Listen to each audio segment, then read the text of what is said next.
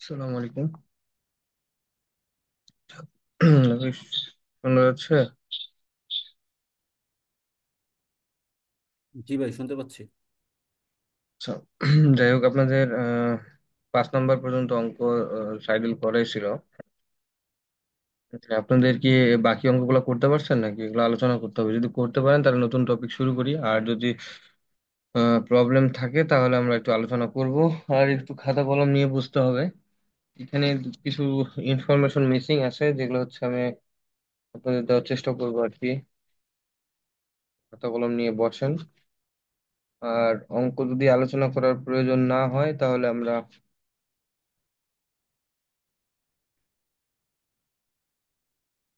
Next স্টেপে চলে যাবো আর কি।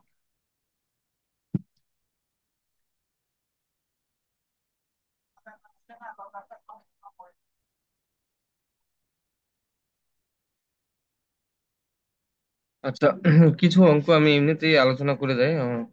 আমি জানি না আপনার কতটুকু করছেন, রেগুলার করতেছেন কিনা। তো প্রথমে 6 নাম্বার অঙ্কটা দেখি। আমরা মূলত কাল্টিভেটেড কমান্ডেড এরিয়া এগুলো সম্বন্ধে তো মনে হয় পড়াইছে আপনাদের। আহ এইটা পড়ানোর আগে আমি একটু একটা বিষয় আপনাদের কাছে একটা প্রশ্ন থাকবে ছোট। আচ্ছা, আমাকে একটা প্রশ্নের অ্যান্সার দেন যে আমাদের ডিউটি যখন আমরা সোর্স থেকে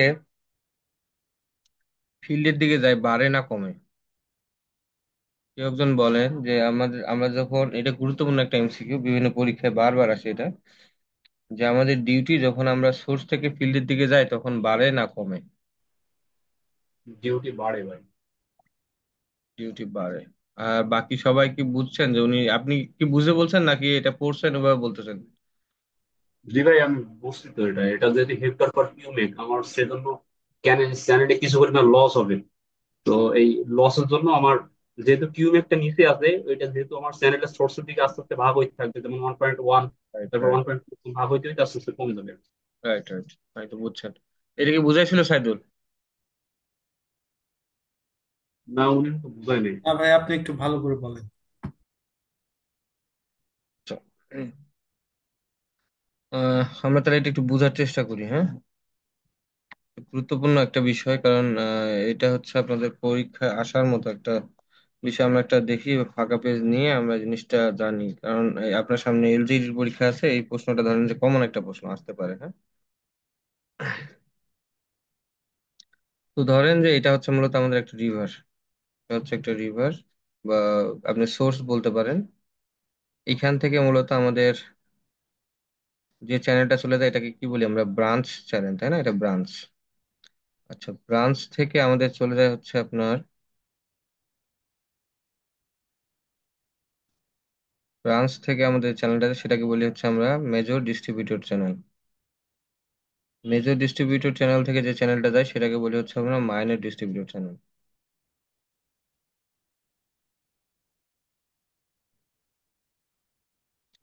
তারপর এইখান থেকে যে চ্যানেলটা যায় সেটাকে আমরা বলি অ্যাকচুয়ালি হচ্ছে ওয়াটার কোর্স। এই ওয়াটার কোর্সের এখানে যেখানে কন্ট্রোল করা হয় এটাকে বলি হচ্ছে আমরা আউটলেট। আর এটা হচ্ছে মূলত আমাদের ফিল্ড, তাই তো। এটা হচ্ছে আমাদের রিভার। তো আমাদের এই ফিল্ড এরিয়া বোঝার জন্য বুঝি যে 100 হেক্টর। এখন আমাদের যে ডিউটি, এই ডিউটির এককটা কি বলেন তো? হেক্টর পার হেক্টর পার কিউমেক বা কিউবিক মিটার, তাই তো। জি ভাই। আচ্ছা, এখন ধরেন এই রিভার থেকে আমাদের যে ওয়াটার, আমাদের যে মূলত ব্রাঞ্চ চ্যানেল আছে, এই চ্যানেলে আমাদের 1 কিউবিক মিটার করে পানি প্রবেশ করতেছে। উদ্দেশ্য কি আমাদের? এই 100 হেক্টর জমিকে আমরা কি করব? মূলত আমরা ইরিগেশন করবো আর কি। তো আমি যদি এই ব্রাঞ্চ চ্যানেলের কন্ডিশনটা চিন্তা করি, তো এখানে আমাদের ডিউটি কত? ডিউটি সমান সমান, তাহলে আমরা যদি ওই 100 হেক্টরকে 1 দিয়ে ভাগ করে দিই, কারণ এটার একক হচ্ছে হেক্টর আর নিচে হচ্ছে কিউবিক মিটার। তার মানে হচ্ছে 100 হেক্টর পার কিউবিক মিটার, অর্থাৎ প্রতি কিউবিক মিটার দিয়ে আমরা 100 হেক্টর জমি চাষাবাদ করতে পারবো আর কি। তো এখন যে ব্যাপারটা হয়, যখন আমাদের ব্রাঞ্চ চ্যানেলে পানিটা চলে আসে তো এখানে আমাদের লসেস হয়। কি কি লস হতে পারে? একটা হচ্ছে ইভাপোরেশন, একটা ইভাপোরেশন হতে পারে। আর কি লস হতে পারে? আমাদের সিপেজ হতে পারে, সিপেজ হতে পারে। আবার আরেকটা হতে পারে, সেটা হচ্ছে ওভারটপ, ওভারটপ হতে পারে। তো এই ব্রাঞ্চ চ্যানেলে আমি ওভারটপটাকে কনসিডার করলাম না, যেহেতু ব্রাঞ্চ চ্যানেলটা অনেক বড় হবে, সেখানে ওভারটপ হওয়ার সম্ভাবনাটা কম। যেটা হতে পারে ইভাপোরেশন হতে পারে এবং সিপেজ হতে পারে। তো ধরলাম যে ইভাপোরেশন এবং সিপেজ এই দুইটা মিলে আমাদের যে লসেসটা হলো, সেই লসেসের পরিমাণ হচ্ছে 0.1 ঘনমিটার। তাইলে এখন আমাদের এখান থেকে মেইন ডিস্ট্রিবিউটরি চ্যানেল বা মেজর ডিস্ট্রিবিউটরি চ্যানেলে কতটুকু পানি যাবে? আমি বেসিক্যালি দিছিলাম হচ্ছে 1 কিউবিক মিটার। তো যখনই আমাদের ব্রাঞ্চ চ্যানেল থেকে মেইন ডিস্ট্রিবিউটরি চ্যানেলে পানিটা আসা শুরু করলো, তখন দেখা যাচ্ছে যে আমাদের 0.1 কিউবিক মিটার পানি লস হয়ে যাচ্ছে। তাহলে আমাদের এখন মেজর ডিস্ট্রিবিউটরি চ্যানেলে কতটুকু পানি আছে? 0.9 কিউবিক মিটার। তো এখন এখানে যদি 0.9 কিউবিক মিটার থাকে, তাহলে এখানকার ডিউটি কত? আগের মতো আমাদের তো ইরিগেশন করতে হবে ওই 100 হেক্টরকেই। তাহলে ওই 100 হেক্টর থাকলো, তাকে নিচে ভাগ করবো হচ্ছে 0.9 দিয়ে। যদি আমি এখন 0.9 দিয়ে ভাগ করি, মানটা বাড়বে না কমবে? অবশ্যই বাড়বে। কত বাড়তেছে? কত হচ্ছে? 100 111। ভাগ 0.9, তার মানে আসতেছে কত? 111.1111। 111.1111। তো এখন এই আহ, যে আমাদের মেজর ডিস্ট্রিবিউটর চ্যানেল আছে, সেখান থেকে এখন যাবে মাইনরে। মাইনর ডিস্ট্রিবিউটর চ্যানেলে যখন যাবে, এখানে তো কি আমাদের ওই ধরনের ইভাপোরেশন, সিপেজ লসেস, এখানে যেহেতু একটা মাইনর ডিস্ট্রিবিউটর চ্যানেলের ওয়াইড ডেপথ কম বেশি হতে পারে, ওভারটপ হতে পারে, এখানে লসেস হয়ে গেলে ধরেন যে 0.15 কিউবিক মিটার। তাহলে সরি, এটা তো এখানে লস না, এখানে লসটা হচ্ছে এখানে, অর্থাৎ মেজর এই লসটা হয়েছে। তাহলে এখন আমাদের এখানে কতটুকু প্রবেশ করতেছে? তাহলে 0.9 থেকে যদি 0.15 বাদ দেয়, তাহলে কত থাকবে বলেন তো? 0.75 না? ঠিক বলতেছি তো? তো 0.75 থাকলো, তাহলে 0.75 যদি থাকে, তাহলে এখানকার ডিউটি কত হবে? এখানকার ডিউটি হবে ওই 100, আমাদের জমির পরিমাণ তো সেম। তাহলে কি হচ্ছে, আমাদের 0.75 দিয়ে ভাগ করলে আরো বেড়ে গেল মানটা। এখানে কি 100 কে ভাগ করবো? হ্যাঁ, 100 কে ভাগ করবো। 100 ভাগ হচ্ছে কত? 0.75। তাহলে কত হচ্ছে আমাদের? 133। 133.33। আহ, এইভাবে আবার কোথায় যাবে আমাদের? আমাদের যে আউটলেট আছে, আউটলেটে পানিটা যাবে। এই আউটলেটের আরেকটা নাম কি বলি? ওয়াটার কোর্স বলি, কিন্তু মাথায় রাখতে হবে এই নামগুলো, বারবার মনে রাখবেন, কারণ এই নামগুলো দিয়ে আমরা পরে যে ব্যাপারগুলো আছে সেগুলো আমরা একটু বোঝার চেষ্টা করবো আর কি। তো এখন আমাকে বলেন, তাহলে আমরা কি দেখতেছি? যত আমি সোর্স থেকে যত আমি ফিল্ডের দিকে যাচ্ছি, তাহলে আমাদের ডিউটি বাড়তেছে না কমতেছে? দিছে ভাই। বাড়তেছে, রাইট। বাড়তেছে। হ্যাঁ, এইটা খুব ভালোভাবে মনে রাখবেন, কারণ আমাদের এটা খুবই গুরুত্বপূর্ণ একটা ইরিগেশনের মধ্যে এমসিকিউ টাইপের যতগুলো প্রশ্ন আছে, সবচেয়ে গুরুত্বপূর্ণ প্রশ্ন এইটা। এখানে প্রশ্নটা হয়, এটা আসলে আমরা বুঝতে না পারার কারণে ভুল করে আসি আর কি। আমরা সাধারণত দিক টিকটাকেই দাগে দিয়ে আসি, অতএব এটা একটু খেয়াল রাখবেন, হ্যাঁ। আশা করি যদি বুঝে থাকেন, এটা নিয়ে আর প্রবলেম হবে না আর কি।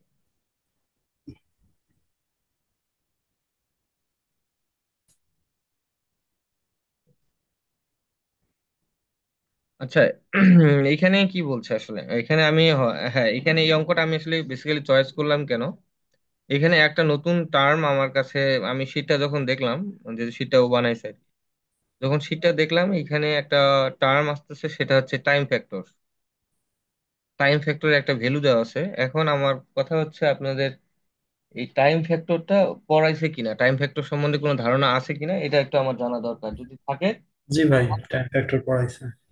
টাইম ফ্যাক্টর পড়াইছে, ক্যাপাসিটি ফ্যাক্টর পড়াইছে, জি ভাই। Outlet factor. আউটলেট ফ্যাক্টর পড়াইনি ভাই।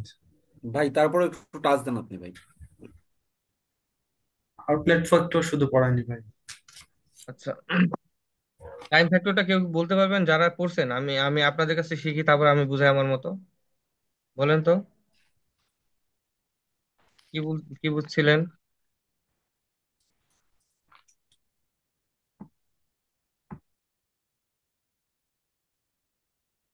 যা বুঝছেন বা যা জানেন ভুল হলেও তো সমস্যা নেই, আমার তো শিখতে আসছে এখানে, তাই না?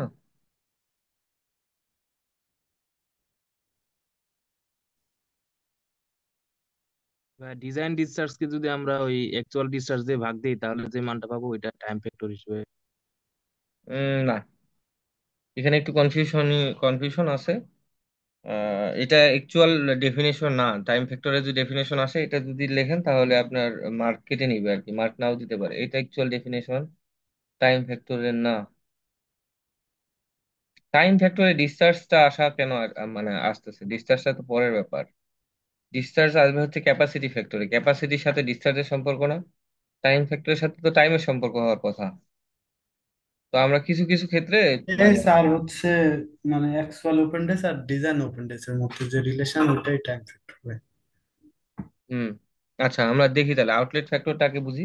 আউটলেট ফ্যাক্টরটা বোঝার জন্য আমাদের আসলে বেশি কিছু জানার দরকার নেই, এটা সহজ একটা জিনিস। আউটলেট ফ্যাক্টর বলতে এটাকে আমরা এইভাবে আমাদের ভাষায় যদি লিখি আমরা এইভাবে লিখতে পারি, দ্য ডিউটি অফ ওয়াটার। লেখেন একটু, হ্যাঁ নাই যেহেতু এটা, the duty of water at outlet is known as outlet factor.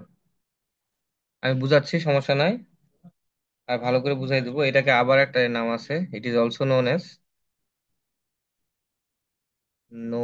As discharge factor, outlet discharge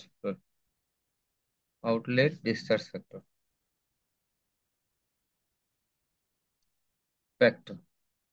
এটাকে আউটলেট ডিসচার্জ ফ্যাক্টরও বলা হয়। এখন এই জিনিসটা আমরা বুঝবো, আগে আমরা লিখে নিলাম, আমরা এখন এই জিনিসটাকে বোঝার চেষ্টা করবো আর কি। তো আমরা যেমন একটু আগে বিভিন্ন যে চ্যানেলগুলো ছিল এই চ্যানেলগুলোর বিভিন্ন জায়গায় আমরা কি করছিলাম, ডিউটি বের করলাম না? তো আউটলেট ফ্যাক্টর বলতে আপনাদের সিমিলার ওয়েতে আপনার এরকম বিভিন্ন লসেস পার্সেন্টেজ গুলো দেওয়া থাকতে পারে, অথবা আপনার বিভিন্ন চ্যানেলে একটা ফিগার রেখে আপনাকে কি করতে পারে, আপনার যে ওখানে কতটুকু পানি এখনো চ্যানেলে আছে এটা দেওয়া থাকতে পারে। তো আপনাকে ওখানে বেসিক্যালি যেটা করতে বলবে যে আপনাকে বলবে যে আউটলেট, এই উপরের চিত্রটা দেখে আপনাকে কি করতে হবে, আউটলেট ফ্যাক্টরটা বা ডিসচার্জ ফ্যাক্টর মানে আউটলেট ডিসচার্জ ফ্যাক্টর আপনাকে বের করতে বলবে। তো আমরা যেমন এই যে আউটলেট কোনটাকে বলি, আমরা আউটলেট যেখানে হচ্ছে মূলত একটা ফিল্ডে পানি যাওয়ার পূর্বে কন্ট্রোল করা হয়, যে পয়েন্টটাতে কন্ট্রোল করা হয়, এটা পুরো একটা কন্ট্রোলিং সিস্টেম থাকে যে আমি পানি কতটুকু ছাড়বো না ছাড়বো এই বিষয়গুলো এইখানে কন্ট্রোল করা হয়ে থাকে। এই ওয়াটার কোর্স যে চ্যানেলটা থাকে এটাকে বলা হয় আমাদের আউটলেট চ্যানেল। অর্থাৎ সবগুলা কনসিডার করে করে আস্তে আস্তে আস্তে ফাইনালি এখানে আসে যে আপনি ডিউটিটা পাবেন। যেমন আমরা তিন জায়গায় তিনটা ডিউটি পাইলাম, ঠিক একইভাবে আমাদের মাইনর যে আমাদের ডিস্ট্রিবিউটর লাইনটা চ্যানেলটা ছিল, এই ডিস্ট্রিবিউটর চ্যানেলেও তো লস ছিল, এই লসটা বাদ দেওয়ার পরে যে পানিটা আসে সেটা তো আউটলেটে ঢুকবে। তাহলে এই আউটলেটে ঢুকলে ওই বাকি লসেস গুলো বাদ দেওয়ার পর আউটলেটে যেটা ঢুকলো সেই পানিটাকে যদি এই জমির এরিয়া দিয়ে ভাগ করি তাহলে কোথাকার আমরা ইয়াটা পাবো, ডিউটিটা পাবো? অবশ্যই এই আমাদের যে ওয়াটার কোর্স বা আউটলেট যে চ্যানেলটা আছে সেই চ্যানেলের আমরা ডিউটিটা পাবো। এই যে চ্যানেলের ডিউটিটা আছে এই ডিউটিটাকে বলতেছি মূলত বেসিক্যালি আমরা আউটলেট ফ্যাক্টর।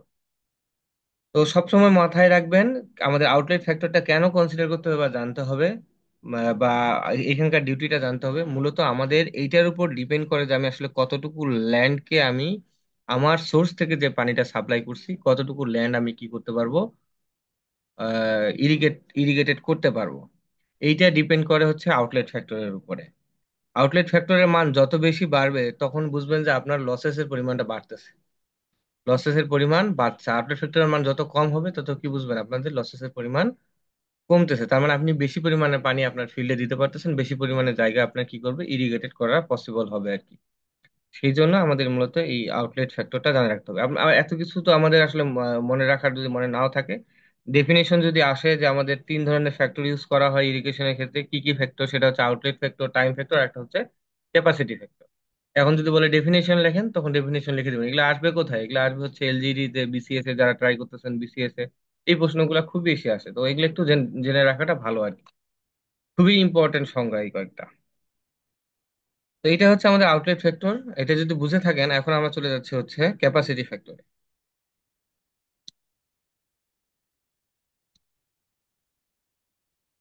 ক্যাপাসিটি ফ্যাক্টর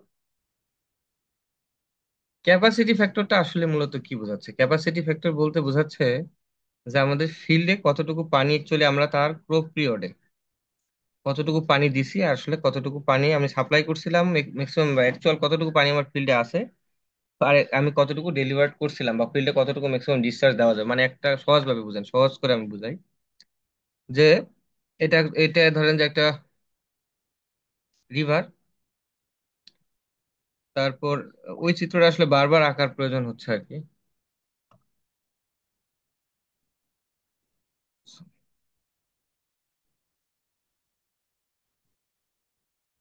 তো এখন ধরেন যে আমরা যদি একটা ম্যাথমেটিক্যাল ফরম্যাটে আমরা বোঝার চেষ্টা করি যে আমার এই যে জমিটা আছে, এই জমিটার প্রো পিরিয়ড হচ্ছে 20 দিন। প্রো পিরিয়ড হচ্ছে 20 দিন। এবং এইখানে এই জমিতে আমাদের ম্যাক্সিমাম ডিসচার্জ দেওয়ার কথা হচ্ছে ধরেন যে 50 কিউবিক মিটার, এতটুকু পানি দেওয়ার কথা। এখন মানে এটা কোথা থেকে দিচ্ছি? আমরা এই সোর্স থেকে দিচ্ছি, কিন্তু এই জমিতে 20 দিন ক্রপ পিরিয়ডে আমাদের অ্যানালাইসিস থেকে, ক্যালকুলেশন থেকে আসছে যে আমার ক্রপ পিরিয়ড হচ্ছে 20 দিন হবে। এই 20 দিনে আমি সোর্স থেকে এত কিউবিক মিটার পানি আমি সাপ্লাই করব। তো এখন প্রবলেম যেটা হলো যে আপনার বিভিন্ন কারণে, সেটা বিভিন্ন কারণ হতে পারে, বৃষ্টি হয়েছে, বা ধরেন যে আপনার সয়েল কন্ডিশন ভালো হওয়ার কারণে আপনার আপনার পার্কুলেশন কম হচ্ছে, অথবা আপনার ওয়াটার লসেসের যে কারণগুলো, টেম্পারেচার কম আছে, ইভাপোরেশন কম হচ্ছে, এই যে বিভিন্ন কারণে আপনার ওয়াটার লসেসটা কম হওয়ার কারণে আপনি কি করলেন, এখানে ধরেন যে 30 কিউবিক মিটার অ্যাকচুয়ালি সাপ্লাই করলেন, এটা সাপ্লাই করলেন আপনি। আমরা 20 দিন দেওয়ার কথা ছিল, সেখানে আপনি দিলেন হচ্ছে 10 দিন, সেখানে দিলেন হচ্ছে 10 দিন। তো এখন এই দুইটা জিনিস সবসময় একটা জিনিস মাথায় রাখতে হবে, যে কোনো একটা ফিল্ডের আমাদের এই ক্যাপাসিটি ফ্যাক্টর এবং ইরিগেশন ফ্যাক্টর মূলত দুইটা জিনিসের উপর ডিপেন্ড করে। একটা হচ্ছে ডিসচার্জ কতটুকু বা কতটুকু নির্গমন করা হচ্ছে, কতটুকু সাপ্লাই করা হচ্ছে, আর একটা হচ্ছে কত দিন ধরে সাপ্লাই। কারণ একটা জিনিস চিন্তা করেন, আমি ইরিগেশন করব কিনা সেটা ডিপেন্ড করে আমার সয়েল কতটুকু পানি আছে সেটার উপরে, এবং কতদিন ধরে এই পানিটা আছে সেটার উপরে। তো এই দুইটা কনসিডার করেই তো মূলত আমরা কি করব, পরবর্তী ধাপে আমি ইরিগেশন করব না করবো না এই সিদ্ধান্তটা নিব। তাহলে এখানে মূল ইফেক্টিং ফ্যাক্টর হচ্ছে দুইটা, একটা হচ্ছে কি আমার কতটুকু সাপ্লাই দিচ্ছি বা ফিল্ডে কতটুকু পানি আছে, আর ওই পানিটা কতদিন ধরে ফিল্ডে থাকবে, এই জিনিসটাই তো হচ্ছে ফোকাসিং পয়েন্ট, আর অন্য কিছু তো না। তো এখন আসেন, যখন আমি ক্যাপাসিটি ফ্যাক্টর হিসাবটা চিন্তা করব, ক্যাপাসিটি ফ্যাক্টর হচ্ছে আমি আসলে কতটুকু ম্যাক্সিমাম কতটুকু ওখানে সাপ্লাই দেওয়ার কথা ছিল, আর এট অ্যাকচুয়ালি আমি কতটুকু দিলাম। তার মানে আমাদের ক্যাপাসিটি ফ্যাক্টর বলতে আমাদের বোঝাচ্ছে এখানে যে ব্যাপারটা, যে অ্যাকচুয়াল কতটুকু সাপ্লাই আপনি দিলেন, অ্যাকচুয়ালি কতটুকু সাপ্লাই আপনি দিলেন, ডিভাইডেড বাই হচ্ছে কি আমাদের ম্যাক্সিমাম যতটুকু ওখানে সাপ্লাই দেওয়ার কথা ছিল, বা যতটুকু ইরিগেশন পানি দেওয়ার কথা ছিল ওই কতদিন ধরে, ওই যে আমাদের যে ডিজাইন পিরিয়ডে ছিল সেই design period, discharge capacity of the channel বা ম্যাক্সিমাম ক্যাপাসিটি, মানে এই ম্যাক্সিমাম ক্যাপাসিটির যতটুকু সাপ্লাই আমাদের এখানে দেওয়ার কথা ছিল। অথবা আপনি আরেকটা সহজ করে এই জিনিসটা বুঝতে পারেন, এভাবে ধরেন যে আমি রিভার থেকে তো আমি 50 কিউবিক মিটারে আমি আসলে পানি সাপ্লাই দিলাম, কিন্তু এই যে আমাদের বিভিন্ন লসেস হয়ে আমাদের এখানে 30 কিউবিক মিটার পৌঁছাইলো। তাহলে আমি তো অ্যাকচুয়ালি ম্যাক্সিমাম যে আমাদের যে চ্যানেল ক্যারি করার ক্ষমতা ছিল 50, এই যে চ্যানেলটা ছিল আমাদের চ্যানেলটা যে ম্যাক্সিমাম ক্যারি করার ক্ষমতা ছিল 50 কিউবিক মিটার, সেই 50 কিউবিক মিটারে তো আমি সাপ্লাই করলাম। সাপ্লাই করে আমাদের ফাইনালি যে আমি পেলাম 30 কিউবিক মিটার, তাহলে ফিল্ডে অ্যাকচুয়াল ফিল্ডে কত আছে? ফিল্ডে আছে কত? 30 কিউবিক মিটার। তার মানে এই যে 30/50, এটা হচ্ছে তার ক্যাপাসিটি ফ্যাক্টর। আরেকটু অন্যভাবে আমরা বুঝতে পারি, যেমন আমাদের ফসল হচ্ছে দুইটা, একটা হচ্ছে রবি আর খারিফ। এখন খারিফটা হচ্ছে আমাদের পানি বেশি লাগে, রবিতে আমাদের পানি কম লাগে। এখন আপনার যে চ্যানেলটা আপনি ডিজাইন করলেন সেটা হচ্ছে 50, ধরেন আপনার এটা এই চ্যানেলটা একদম ক্রস সেকশন আকারে চিন্তা করি, এটা হচ্ছে আমার চ্যানেলটা। এই চ্যানেলটার এই ম্যাক্সিমাম যে আমাদের ফ্লাড লেভেল এই পর্যন্ত আমাদের এখানে 50 কিউবিক মিটার পার সেকেন্ড পানি সে সাপ্লাই দিতে পারে। এখন এই পানিটা আপনার যখন খারিফ ফসল ছিল তখন তো আপনার 50 কিউবিক মিটার করে দিতে হতো, কারণ অনেক পানির দরকার, সবসময় এইরকম সাপ্লাই আপনার চ্যানেলের ভিতরে রাখতে হতো। কিন্তু যখন রবি চলে আসলো তখন দেখতেছেন যে এত পানি দেওয়ার দরকার না, অল্প অল্প করে দিলে হচ্ছে। তখন আপনি কি করলেন, 50 করে সাপ্লাই না দিয়ে কত করে দিলেন, আপনি 30 করে দিলেন। তো এইটাও তো আমাদের কি বোঝাচ্ছে, আমাদের ওই যে ক্যাপাসিটি ফ্যাক্টর, অর্থাৎ ওর ক্যাপাসিটি হচ্ছে 50-এর, কিন্তু আপনি ইউটিলাইজ করতেছেন কত, 30%। এখন আমরা এটা যেটা হিসাব করি, অন অ্যান অ্যাভারেজ হিসাব করি, মানে হচ্ছে কি সারা বছরে আমরা কি করি, ধরেন যে কখনো 30 দিছি, কখনো 40 দিছি, কখনো 10 দিছি, কখনো হচ্ছে আবার 50 দিছি, এগুলো অ্যাভারেজ করে আমরা দেখি অ্যানুয়ালি অ্যাভারেজ কতটুকু আসলো। ধরেন অ্যানুয়ালি অ্যাভারেজ আসলো 35, কিন্তু আমি চ্যানেলটা ডিজাইন করছিলাম কতর জন্য, 50-এর জন্য। তাহলে ডিভাইডেড বাই 50, তাহলে ওই ওই চ্যানেলের ক্যাপাসিটি ফ্যাক্টরটা বের হয়ে চলে আসলো, ওই চ্যানেলের ক্যাপাসিটি ফ্যাক্টর কত ছিল, এটা সুন্দর করে আমাদের বের হয়ে চলে আসবে। এই হচ্ছে মূলত ক্যাপাসিটি ফ্যাক্টর। আমরা কি বুঝতে পারছি কিনা বলেন তো ক্যাপাসিটি ফ্যাক্টরটা? আমি তিন ভাবেই জিনিসটা আপনাদেরকে পরিষ্কার করার চেষ্টা করছি। বুঝতে পারছি ভাই। ক্যাপাসিটি ফ্যাক্টর কি সবসময় একের থেকে ছোট হবে? হ্যাঁ হ্যাঁ, একের থেকে ছোট হবে, হ্যাঁ একের থেকে ছোট হবে, লসেস হবে তো। কারণ আমার ক্যাপাসিটি বুঝে না, আমার ক্যাপাসিটি, আপনার ক্যাপাসিটি, আপনি ওয়েট নিতে পারবেন 500 কেজি, আপনাকে সবসময় যদি আমি 400 কেজি দেই বা 300 কেজি দেই, তাহলে তো আপনার এইখানে আপনার 500 কেজির উপরে তো আপনাকে দেওয়া সম্ভব না, কারণ 500 কেজির উপরে দিলে তো আপনি ক্যারি করতে পারবেন না। একটা চ্যানেলের আমার ক্যাপাসিটি হচ্ছে 50 কিউবিক ঘনমিটার পার সেকেন্ড। আপনি বলেন যে 60 কিউবিক মিটার দেন, তাহলে কি ওই চ্যানেল দিয়ে 60 যাবে? জীবনও যাবে না, ওভারটপ হয়ে পড়ে যাবে, আপনার চ্যানেল ক্ষতিগ্রস্ত হবে, আপনার পাশে ইরিগেশন যে ল্যান্ড গুলো আছে সেগুলো ক্ষতিগ্রস্ত হবে। তো এটা তো কখনো একের থেকে বেশি হওয়ার সুযোগ নাই। একের থেকে বেশি হবে কিভাবে? একের থেকে বেশি হবে না, একের থেকে কম হবে বা এক হতে পারে, যখন আপনার ইফিসিয়েন্সি 100% পাবেন আর কি। এটা 100% পাওয়া সম্ভব না। 100% আমরা পেতে পারি যদি আমরা লাইন চ্যানেল, যেটাকে বলে থাকি লাইন চ্যানেল করি, তারপরেও লসেস হয়, ইভাপোরেশন লসটাকে তো আর আপনি আটকে রাখতে পারবেন না। তো ওই ইভাপোরেশন লস আটকাতে হলে আপনাকে ওটা কি করতে হবে, যেন তাপমাত্রা না আসে, পানির তাপমাত্রা যেন না বেড়ে যায়, ইভাপোরেশন যেন না হয়, এরকম একটা সিস্টেম আপনাকে নিয়ে আসতে হবে আর কি। এখন টাইম ফ্যাক্টরটা বলতে কি, টাইম ফ্যাক্টর সেম, আমাদের পুরো ক্রপ পিরিয়ড ছিল 20 দিন, কিন্তু আমি পানি ওয়াটার সাপ্লাই দিলাম কত আমাদের, 10 দিন। তো এইখানে টাইম ফ্যাক্টরের যে ডেফিনেশনটা, এটা মনে রাখবেন, যেহেতু আপনারা একটু ভুল বলতেছেন। আহ, তারপর আমি বিষয়টা ক্লিয়ার করে দিই যে আসলে অঙ্কগুলোর ক্ষেত্রে তো ভাই টাইম দেওয়া নাই, তাহলে আমরা টাইমটাকে ডিসচার্জটাকে কেন আমরা টাইম হিসেবে কনসিডার করছি, পরে আমি ফাইনালি ক্লিয়ার করতে চাই। তো এখন আসেন, টাইম ফ্যাক্টর বলতে তাহলে আমরা কি বুঝবো? Time factor, time factor, time factor বলতে লিখে নিয়েন এটা একটু, যেহেতু সংজ্ঞাটা উপরে লেখা নেই, লিখে নিবেন, এটা লিখে দিলে পরীক্ষার হলে মার্ক পেয়ে যাবেন আর কি। তো নং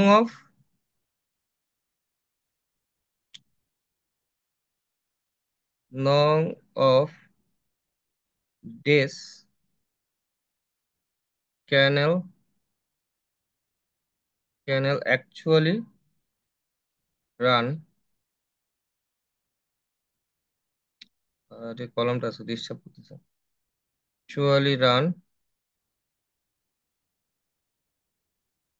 ডিউরিং দা, এখানে হবে ডিউরিং দা ক্রো পিরিয়ড আর কি, বা বেস পিরিয়ড যেটাই বলেন। আর নিচে হবে নং অফ ডে অফ ইরিগেশন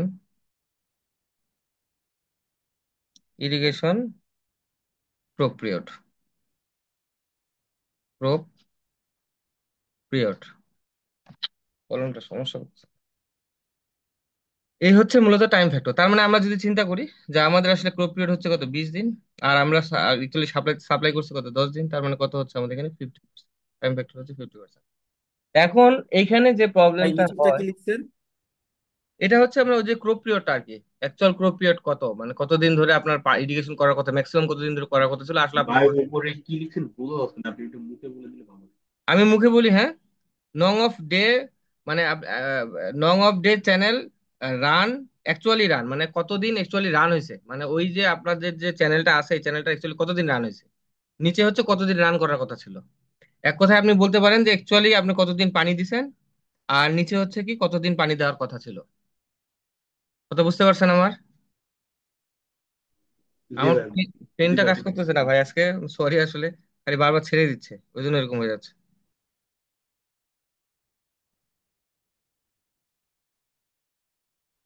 তো এখন আসেন, আমাদের মাঝে মাঝে এই দুইটা জিনিস দেওয়া থাকবে, একটা হচ্ছে কি ক্যাপাসিটি ফ্যাক্টর দেওয়া থাকবে, আর একটা হচ্ছে কি আমাদের টাইম ফ্যাক্টর দেওয়া থাকবে। এখন আমাদের এখান থেকে যেটা বলতে হবে, design discharge, design discharge, GD, বুঝে নিন সংক্ষেপে লিখি। ডিজাইন ডিসচার্জ বের করতে বলছে, তো ডিজাইন ডিসচার্জ কিভাবে বের করবেন? তো এখানে ডিজাইন ডিসচার্জ বের করতে হলে যেটা করতে হবে আপনার, এখানে আপনি ফিল্ডে যে ডিসচার্জটা পাইছেন, ফিল্ডে যে ডিসচার্জটা পাইছেন সেটাকে ভাগ করবেন হচ্ছে capacity factor into time factor, time factor. তো অ্যাকচুয়ালি আমরা যখন একটা চ্যানেল ডিজাইন করব, তাহলে আমাকে অবশ্যই ক্যাপাসিটি ফ্যাক্টরটা কনসিডার করতে হবে, পাশাপাশি কি টাইম ফ্যাক্টরটা কনসিডার করে আমাকে কি করতে হবে, ওই যে মূল চ্যানেল, অর্থাৎ আমি যে ব্রাঞ্চ চ্যানেল ডিজাইন করব সেখানে আমাকে কনসিডার করতে হবে, সেটা আমাদের মেজর ডিস্ট্রিবিউটরের চ্যানেল কনসিডার করতে হবে, সেটা মাইনরে কনসিডার করতে হবে, সেটা আউটলেটও আমাদের কনসিডার করতে হবে। এখন যদি পরীক্ষার মধ্যে দেখেন টাইম ফ্যাক্টর দেওয়া আছে কিন্তু টাইম দেওয়া নাই, তার মানে আপনি দেখেন এটা কিন্তু টাইম ফ্যাক্টরটা দিয়ে ডিসচার্জকেও ভাগ করা যায়। টাইম ফ্যাক্টরটা দিয়ে কি করা যাচ্ছে, আমাদের ডিজাইন ডিসচার্জ বের করতে হলে আমাদের টাইম ফ্যাক্টর দিয়ে ভাগ করা যাচ্ছে। তার মানে ওখানে যে আপনার যে ডিসচার্জটা দেওয়া আছে আর এটা অ্যাকচুয়ালি কতটুকু ডিসচার্জ হওয়ার কথা ছিল, তার মানে টাইম ফ্যাক্টর সমান সমান আমরা এটা কনসিডার করতে পারি অ্যাকচুয়াল ডিসচার্জ, অ্যাকচুয়াল এডি ডিভাইডেড বাই হচ্ছে কি আমাদের কতটুকু ডিসচার্জ করার কথা ছিল আর কি। তাহলে এটা কি করব, আমাদের ম্যাক্সিমাম ডিসচার্জ, ম্যাক্সিমাম ডিসচার্জ এই জিনিসটাকে আমরা কনসিডার করতে পারবো যদি দেখি টাইম দেওয়া নাই। কিন্তু পরীক্ষার হলে যদি ডেফিনিশন আসে, আপনি যদি ওই যে যেটা একজন আগে একটু বললেন, কে বলছে মনে নাই, ওইটা যদি লেখেন তাহলে আপনার সংজ্ঞাটা আসলে গ্রান্টেড হবে না আর কি। তো এখানে বিষয়টা হচ্ছে টাইম ফ্যাক্টর, মানে টাইমটাকে উল্লেখ করতে হবে বা টাইমটাকে আমাকে বুঝাইতে হবে আর কি।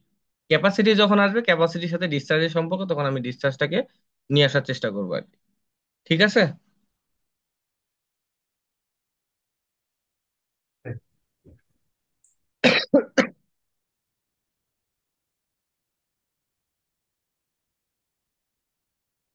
তাহলে আমাদের 6 নম্বর অঙ্কটাতে আমরা ছিলাম। তো এটা তো বুঝেন, গ্রোস কমান্ডেড এরিয়া বলতে আমি আসলে কতটুকু জায়গা ইরিগেশন করতেছি, টোটাল আমাদের কাল্টিভেটেড কমান্ডেড এরিয়া বলতে আমার কতটুকু জায়গা আছে। এখন এইটা দিয়ে বোঝায় আমার এতটুকু বরাদ্দ, কিন্তু আমি তো সব সব ফসল সব ইয়ার ক্ষেত্রে, যেমন রবির ক্ষেত্রে আমি পুরো জায়গাটা ইউজ করতে পারবো না, খারিফের ক্ষেত্রেও আমি পুরো জায়গা ইউজ করতে পারবো না, কিছু জায়গা অনেক নিচু আছে যেগুলো দেখবেন যে এখন এই খরিফের সময় হচ্ছে আপনার পানি জমা হয়ে গেছে, পানি জমা হয়ে গেলে তখন চাষাবাদ আপনি করতে পারবেন না। ওই জন্য মূলত হয় কি আমাদের এই যে এই পার্সেন্টেজে ভাগাভাগি হয়ে যায়। দেখেন আমাদের টোটাল হচ্ছে কত, ধরেন এত, কিন্তু আমি ব্যবহার করতেছি কত, আমাদের ধরেন ব্যবহার করতেছি মাত্র 60, তাই না? এখানে 20% আর এখানে হচ্ছে কি 10%। আমরা সুগার ক্যানের জন্য ব্যবহার করতেছি হচ্ছে কত আমাদের 20%, আর আমাদের যেটা হচ্ছে হোয়াইট গমের জন্য ব্যবহার করতেছি আমরা 40%। তার মানে আমার টোটাল তো জমি 100%, তার মধ্যে আমি ব্যবহার করতেছি মাত্র 60%, তারা বাকি 40% কই গেল? দেখবেন যে ওটা কোনো না কোনো কারণে ইউজ করা যাচ্ছে না। আগে আমাদের ইউজেবল জমি হচ্ছে মোট 60%। এই শেষ এই যে বর্তমান যে মানে গমের সিজন চলতেছে, এই সিজনের জন্য আমার এতটুকু বরাদ্দ, আমি এতটুকু চাষাবাদ করতে পারবো। কারণ আখের কতদিন সময় লাগে, 1 বছর সময় লাগে, কিন্তু আমাদের বাকি যে অর্থকরী ফসলগুলা বছরে 3টাও করা যায়। আবার ধানের ক্ষেত্রে আমরা বছরে কি করি, 2টা করে থাকি। তো এখন এখানে যেটা বলছে আমাদের duty of the crop at the head of the water course duty দেওয়া আছে, 2টা ডিউটি দেওয়া আছে আমাদের। ইয়ার জন্য ডিউটি কত, এবং কি বলে এটা, আখের জন্য কত, সুগার কেনের জন্য কত, আবার হচ্ছে আমাদের কত, গমের জন্য কত, হোয়াইটের জন্য কত, এটা বলে দেওয়া আছে হুইট আর কি। তো আমাদের বলছে কি ফাইন্ড দ্য ডিসচার্জ। এটা তো আপনাদের বলছিল যে যদি দেখেন যে আপনাদের একটা চ্যানেল এমন ভাবে ডিজাইন করা হয়েছে যে আপনার যদি কোনো একটা ফসল পুরা বছরে ধরে থাকে, পার্শিয়ালি যদি কোনো একটা ফসল আবার চাষ করতেছেন, যেমন সুগার কেন কি পুরা বছরের সময় নেই, এখন এই পাশাপাশি আপনি রবি চাষাবাদ করতেছেন। এখন যদি এখানে আপনার ডিজাইন ডিসচার্জটা বের করতে বলে বা ডিসচার্জটা বের করতে বলে, এভারেজ ডিসচার্জ বের করতে বলে, তখন কি করতে হয়, যোগ যোগ করতে হয়, তাই না?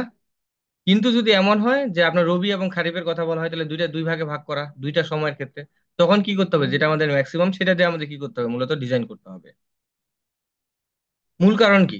মূল কারণ তো হচ্ছে কি আমাকে চ্যানেলটা এমন ভাবে ডিজাইন করতে হবে যাতে আমাদের যে ম্যাক্সিমামটা আছে সেটা যেন ক্যারি করতে, এর তো কম হলে তো আমার চ্যানেলের কোনো ক্ষতিগ্রস্ত হবে না। একটা চ্যানেল তৈরি করতে হলে তো অনেক টাকা খরচ হয়। এখন আপনার একটা চ্যানেল ডিজাইন করলে আমি 25 বছরের জন্য, আপনার হচ্ছে ডিজাইনের ডিজাইনের ক্ষেত্রে ডিসচার্জ যেটা ম্যাক্সিমাম সেটা কনসিডার না করে ডিজাইন করার কারণে দেখবেন যে 10 বছরের মধ্যে চ্যানেলটা নষ্ট হয়ে গেল। কিন্তু আপনার লোন নেওয়া আছে ধরেন যে 8 বছর, আপনি যে টাকা তুলছেন ওখান থেকে আপনার লোনের শোধ হয় নাই, কিন্তু আপনার চ্যানেল ভেঙে নষ্ট হয়ে গেল। তো এই বিষয়টা কনসিডার করতে হয় আর কি। এই যে এই জিনিসগুলো খুব ভালো করে মাথায় রেখে আমাদের অঙ্কগুলো করতে হবে। পরীক্ষার মধ্যে পেঁচানোর জায়গা এই জায়গাটায়, যে আপনাকে এমন দুইটা ফসলের কথা বললো আপনি নাম জানেন না হয়তো বা, যে এটা কি আসলে, যেহেতু আমরা অনেকেই হচ্ছে কৃষিকাজের সাথে জড়িত না, বেসিক্যালি আমিও নিজেও তো ধরেন যে ছোট যখন ছিলাম হাই স্কুল পর্যন্ত তখন বাবার সাথে গেছি, কিন্তু ওগুলো ভুলে গেছি আর কি। এখন এখন তো বুঝি না যে আসলে কোনটা কি। এখন আপনাদের মধ্যে আরো অনেকে আছে যারা একদমই কৃষি করেন না, আপনি বুঝতেছেন না যে কোনটা সারা বছর ধরে চাষাবাদ করতে হচ্ছে, কোনটা দুইটা সেশনে আলাদা হচ্ছে। এমনও হইলো যে এমন একটা ফসলের কথা বললো জানুয়ারি থেকে ধরেন যে মার্চ পর্যন্ত ওই দুইটা ফসলের চাষাবাদ করা হয়, কিন্তু আমরা জানি না, আমাদের কাছে মনে হয়েছে দুইটা ভিন্ন ভিন্ন। তখন আমরা কি করি, দুইটার মধ্যে অ্যাভারেজ নিয়ে মানে ম্যাক্সিমাম যেটা আছে সেটা নিয়ে নিই। তো এই জিনিসগুলো একটু জানতে হবে। আমার কাছে তো মনে হয় লেখা আছে, আমি দেখি গ্রুপে লিখে দিয়ে দিব আর কি। এখন কোথায় আছে মনে নাই, ওটা আমি লিখে রাখছিলাম যে আসলে কোনটা হচ্ছে গ্যাপ গ্যাপ দিয়ে হয়, কোনগুলা হচ্ছে আপনার একসাথে পাশাপাশি হওয়ার সম্ভাবনা আছে পরীক্ষা হলে, কোনগুলা পেঁচাইতে পারে। তো এই বিষয়গুলো একটু নিজেও চেষ্টা করে খুঁজে বাইর করে রাখবেন আর কি।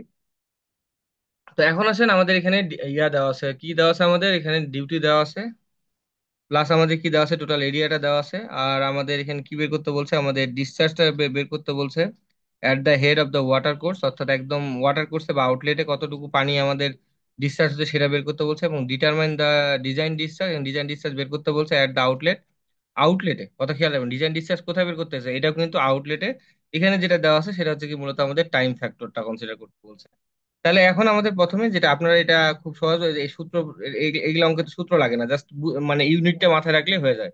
প্রথমে আমাদের যেটা দেখতে হবে, আমি যদি আখের হিসাব করতে চাই বা সুগার কেনের হিসাব করতে চাই, কতটুকু সুগার কেনের জন্য ইউজ করা হয়েছে সেই জমির পরিমাণটা বের করতে হবে।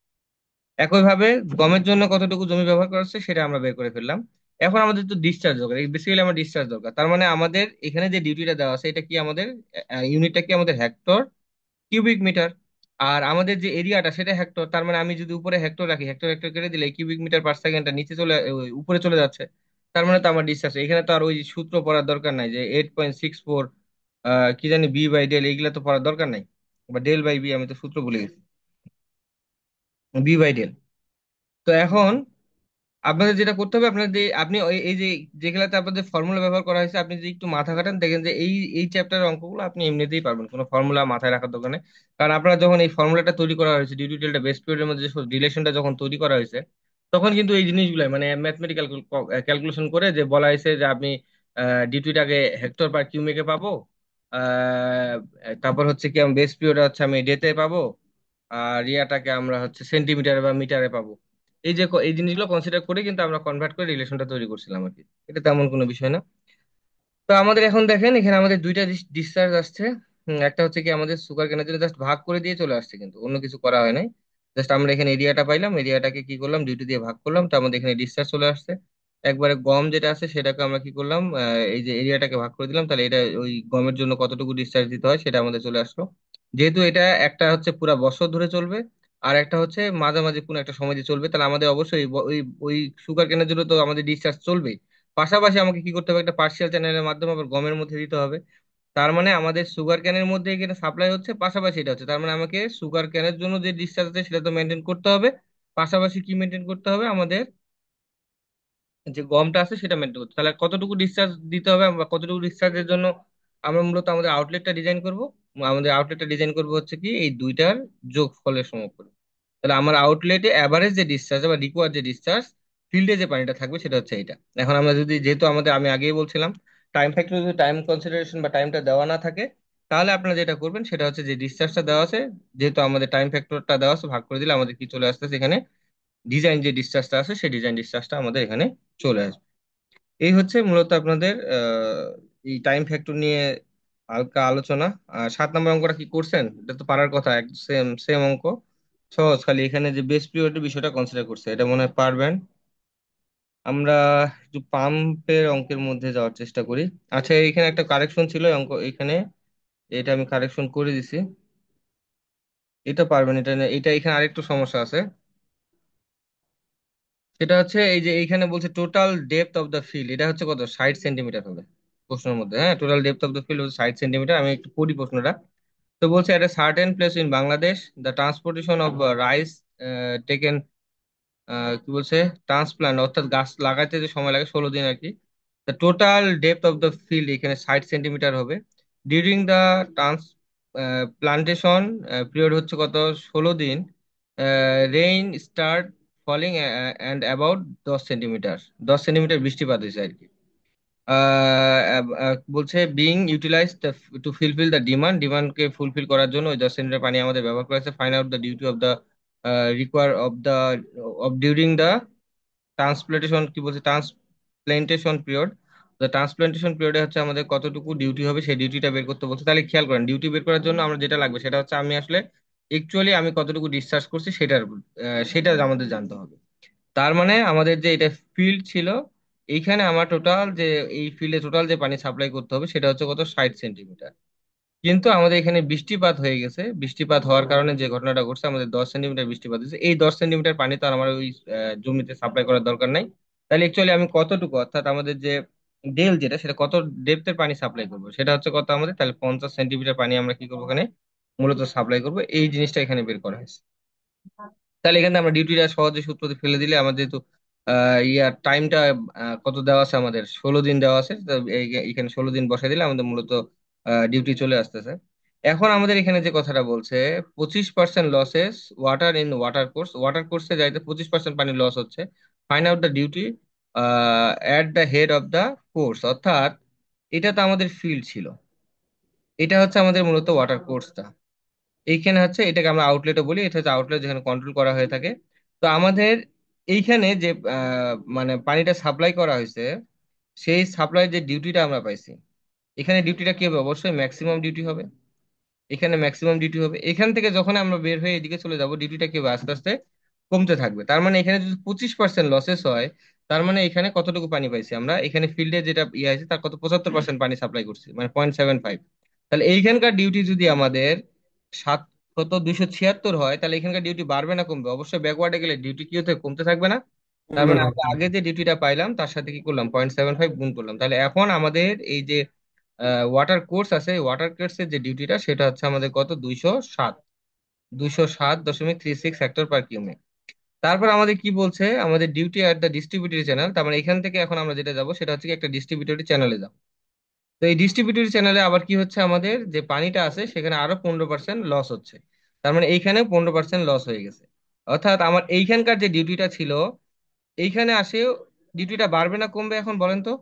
আমাদের যখন আবার ডিস্ট্রিবিউটরি চ্যানেলে আসবে, ডিউটি বাড়বে না কমবে? কমবে ভাই, ডিউটি আস্তে আস্তে কমতে থাকবে। কমবে, রাইট। তাহলে ডিউটিটা যদি কমে, তাহলে আমাদের এখানে কত হচ্ছে, 85, তাহলে 0.85। তাহলে এই 207-0.85, অর্থাৎ 85% পানি আমাদের এখানে ছিল আর কি। তাহলে এখন আমাদের কত হচ্ছে, 207 ইন্টু হচ্ছে হচ্ছে কত, 0.85, এটা যদি গুণ করি তাহলে আস্তে আস্তে 176। তার মানে আমাদের যে ডিস্ট্রিবিউটরি চ্যানেল আছে সেইখানকার আমাদের যে ডিউটিটা হচ্ছে সেটা হচ্ছে কত আমাদের মূলত 176 আর কি। এই হচ্ছে প্রশ্নটা। এই একটু ব্যতিক্রম মনে হতে পারে আপনাদের অনেকের কাছে এটা। আর ওই যে আমি যে প্রথমে ফিগারটা বুঝাইছি, ওটা যদি মাথায় থাকে ইনশাল্লাহ এই ধরনের প্রবলেম আপনারা ফেস করবেন না। যদি মাথায় রাখেন, দু একবার নিজে প্র্যাকটিস করবেন, তাহলে দেখবেন যে আর সমস্যা হচ্ছে না আর কি। তো এইখানে দেখেন একটা পাম্পের অঙ্ক দেওয়া আছে। একটা পাম্প ইনস্টল করা হয়েছে on the well to lift the water and to irrigate the rice crop sown over 3 hectare of land. If duty of the rice is কত দেওয়া আছে, 86, 864 hectare per cumec on the field, and the pump efficiency হচ্ছে কত, 48%। Determine the minimum requirement input HP of the pump, মানে পাম্পের ইনপুটটা বের করতে বলছে। If the lowest well water level 8 metre, 8 metre নিচে হয়, তারপরে মানে হাইস্ট পর্শন থেকে 8 মিটার নিচে হয়, তাহলে negligible the channel losses, channel losses গুলো আমাদের নেগলিজেবল করতে বলতে। তো আমরা একটা ফিগার আঁকে জিনিসটা বুঝি। মূলত হচ্ছে এটা একটা পাম্প। এই পাম্প দিয়ে মূলত আমরা একটা জায়গাকে ইরিগেশন করব। সেই জায়গাটার এখানে যে জমিটা আছে সেটাকে ইরিগেশন করব। এটা হচ্ছে আমাদের 3 হেক্টর একটা জমি। তো এখন এখানে এটা কি করা হয়েছে, এই পাম্পটা সেট করা হয়েছে একটা কূপের মধ্যে, একটা পাইপের মাধ্যমে কূপের মধ্যে এটাকে ফিট করা হয়েছে। তো এখন এই পোর্শন থেকে এই পর্যন্ত যতটুকু পানিটা সে হাইটে উপরে উঠাচ্ছে সেটা হচ্ছে কত, আমাদের মূলত 8 মিটার। এটা বলছে। এখন যে পাম্পটা কাজ করতেছে সেই পাম্পের ইফিসিয়েন্সি কত বলছে আমাদের, 48%। আচ্ছা, আমরা ওয়ার্ক পাওয়ার এনার্জির মধ্যে আমরা যখন ধরেন যে আমরা ওয়ার্ক পাওয়ার এনার্জি যখন করছিলাম, আমরা যখন MgH কথাটা ব্যবহার করি ডিভাইডেড বাই টি ক্ষমতা বের করার জন্য, এটাই তো হর্স পাওয়ার, তাই না? 746 দ্বারা ভাগ করলে তো হর্স পাওয়ার হয়ে যায়। জি তো ভাই। MgH যেটা আমরা লিখি, এই MgH টা আসলে কি ইনপুট না আউটপুট? এই জিনিসটা বুঝতে হবে। MgH টা হচ্ছে মূলত কি আমাদের আউটপুট।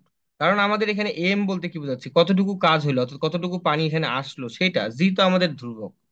এই হচ্ছে কি আপনি কতটুকু লিফট করলেন, তার মানে এটা আউটপুট। তার মানে আপনি এই MgH divide by T work power থেকে আপনি MgH ডিভাইড বাই টি যেটা পাচ্ছেন সেটা হচ্ছে মূলত আউটপুট পাচ্ছেন।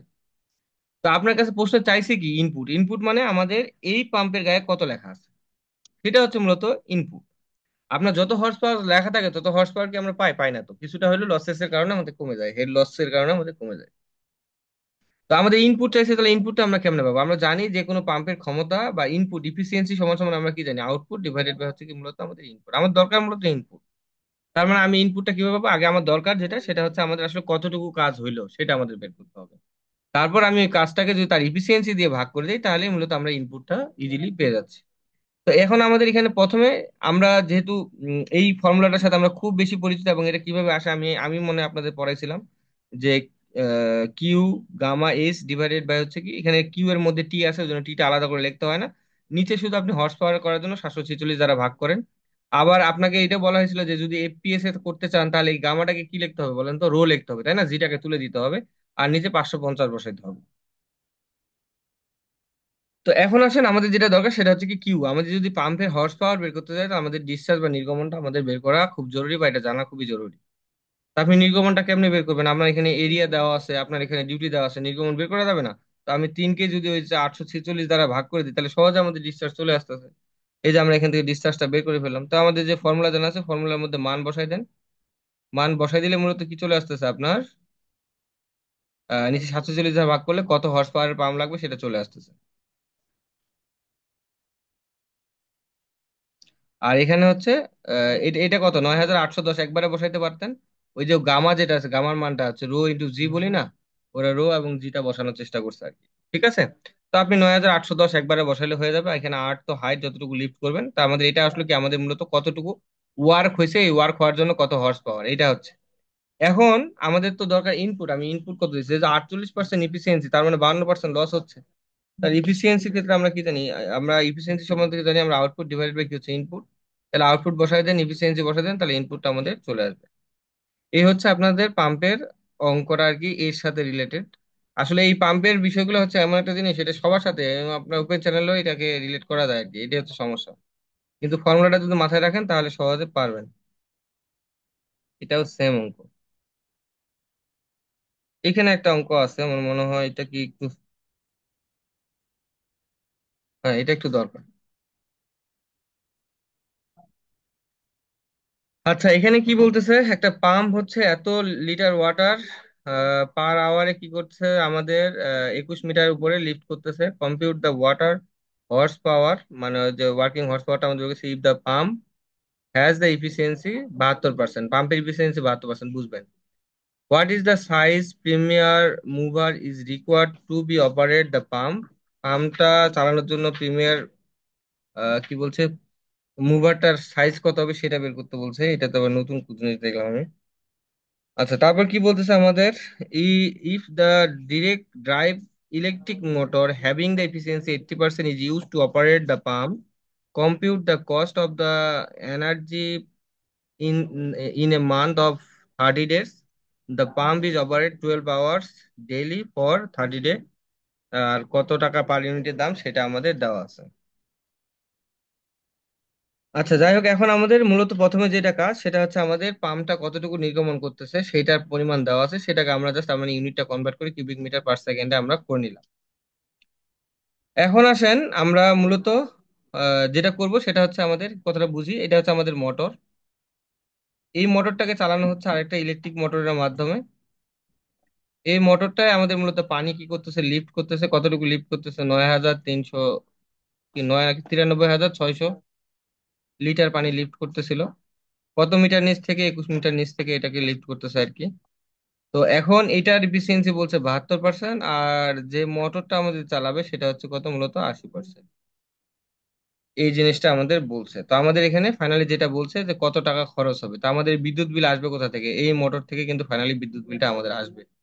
তাহলে এই মোটরে আমি কতটুকু ইনপুট দিচ্ছি সেটা আমাদের বের করতে হবে। এই ইনপুটটা পাইলে আমি বিদ্যুৎ বিলটা বের করে ফেলবো।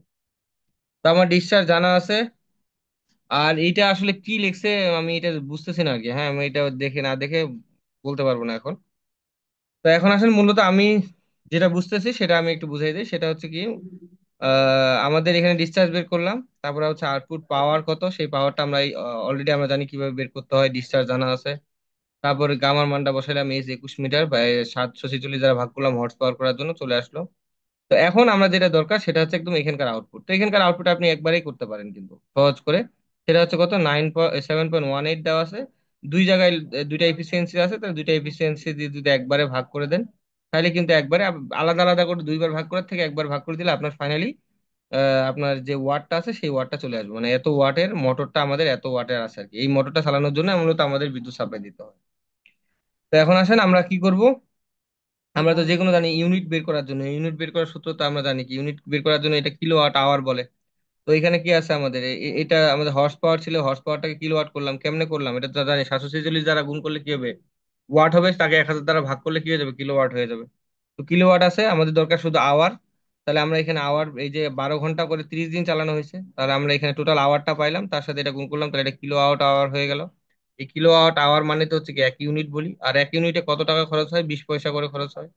তাহলে এই 20 পয়সা দিয়ে যদি আপনি গুণ করেন, বাংলাদেশে 1 মিনিট খরচ হয় কত? 8 টাকা 10 টাকা করে। 20 পয়সার অঙ্ক আর কি এটা।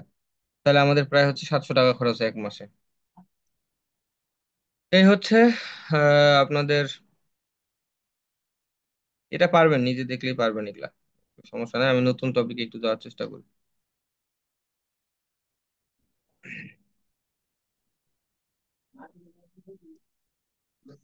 আচ্ছা, আমাদের এখন যেটা পড়বো সেটা হচ্ছে কি কনজামটিভ ইউজ এন্ড হচ্ছে কি আমাদের এস্টিমেশন অফ ইরিগেশন ওয়াটার। এটা খুবই গুরুত্বপূর্ণ একটা টপিক, আমরা এটা একটু পড়বো। এটা তো ওয়াটার বোর্ডে এইবারই 24-এ এখান থেকে প্রশ্ন আসছিল, আপনারা জানেন সবাই হয়তো। জি, আসসালামু আলাইকুম। ওয়ালাইকুম আসসালাম, জি বলেন। হ্যালো। হ্যাঁ ভাইয়া, বলছিলাম যে ভাইয়া আমরা যে টপিক গুলো শেষ করতেছি, ভাই এর সাথে যদি যে কর্মীর যে পিডিএফ বইটা দিয়েছেন, ওখান থেকে যদি দেখা দিতেন টপিক ওয়াইজ যে কোন টপিক গুলো ইম্পর্টেন্ট বা ওখান থেকে কিভাবে পড়তে হবে। আসলে বইটা তো অনেক হিউজ, অনেক অনেক কিছু দেওয়া আছে, কোনটা পড়বো না পড়বো বুঝতেছি না। আচ্ছা, এতটুকু। না ভালো কথা বলছেন তো। তো ঠিক আছে, তাহলে হোক, আমি আমি নিজে থেকে বাকিদের সাথে আলোচনা করি, আর আমি নিজের নেক্সট ক্লাস থেকে আমি ওই কুর্মিটা, আমি আজকে তো ওটা পিডিএফ নিয়ে বসি নাই, বা আমার কোনো আইডিয়া নাই যেহেতু। নেক্সট ক্লাস থেকে আমি যেটুকু টপিক পড়াবো ওটা আমি কুর্মিটাও দেখা দেওয়ার চেষ্টা করবো, বাকিদেরকে আমি বলবো যেন দেখাই দেয় আর কি। হ্যাঁ, ঠিক আছে।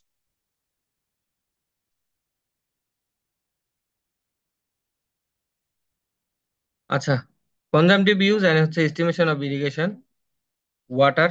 কনজামটিভ ইউজ মানে তো বুঝি আমরা যতটুকু প্রয়োজন ততটুকুই ব্যবহার করবো, এটাই তো মূলত কনজামটিভ ইউজ। আমার নিজস্ব গ্রোথের জন্য আমার যতটুকু প্রয়োজন, দেখবেন যে অনেকে অনেকগুলা করে ভাত খাচ্ছে, কেউ কি কম কম করে কম ভাত খাচ্ছে। এখন এইটা না যে মানে যে কম ভাত খাচ্ছে সে সেভ করতেছে, এরকম বিষয়টা কিন্তু না।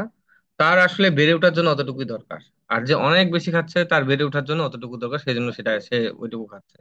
এটাকে মূলত হচ্ছে কনজামটিভ ইউজ বলা হয়। অর্থাৎ উদ্ভিদ তার টিস্যু গঠনের জন্য যে পরিমাণের পানি, টিস্যু গঠন এবং ইভাপোরেশন, তার পত্রের যে থাকে, ছিদ্র থাকে, এর মধ্যে দিয়ে যে পানিটা বের হয়ে যায়, এটাও কিন্তু তার খাদ্য প্রস্তুতের কাজেই ব্যবহার হয় অ্যাকচুয়ালি।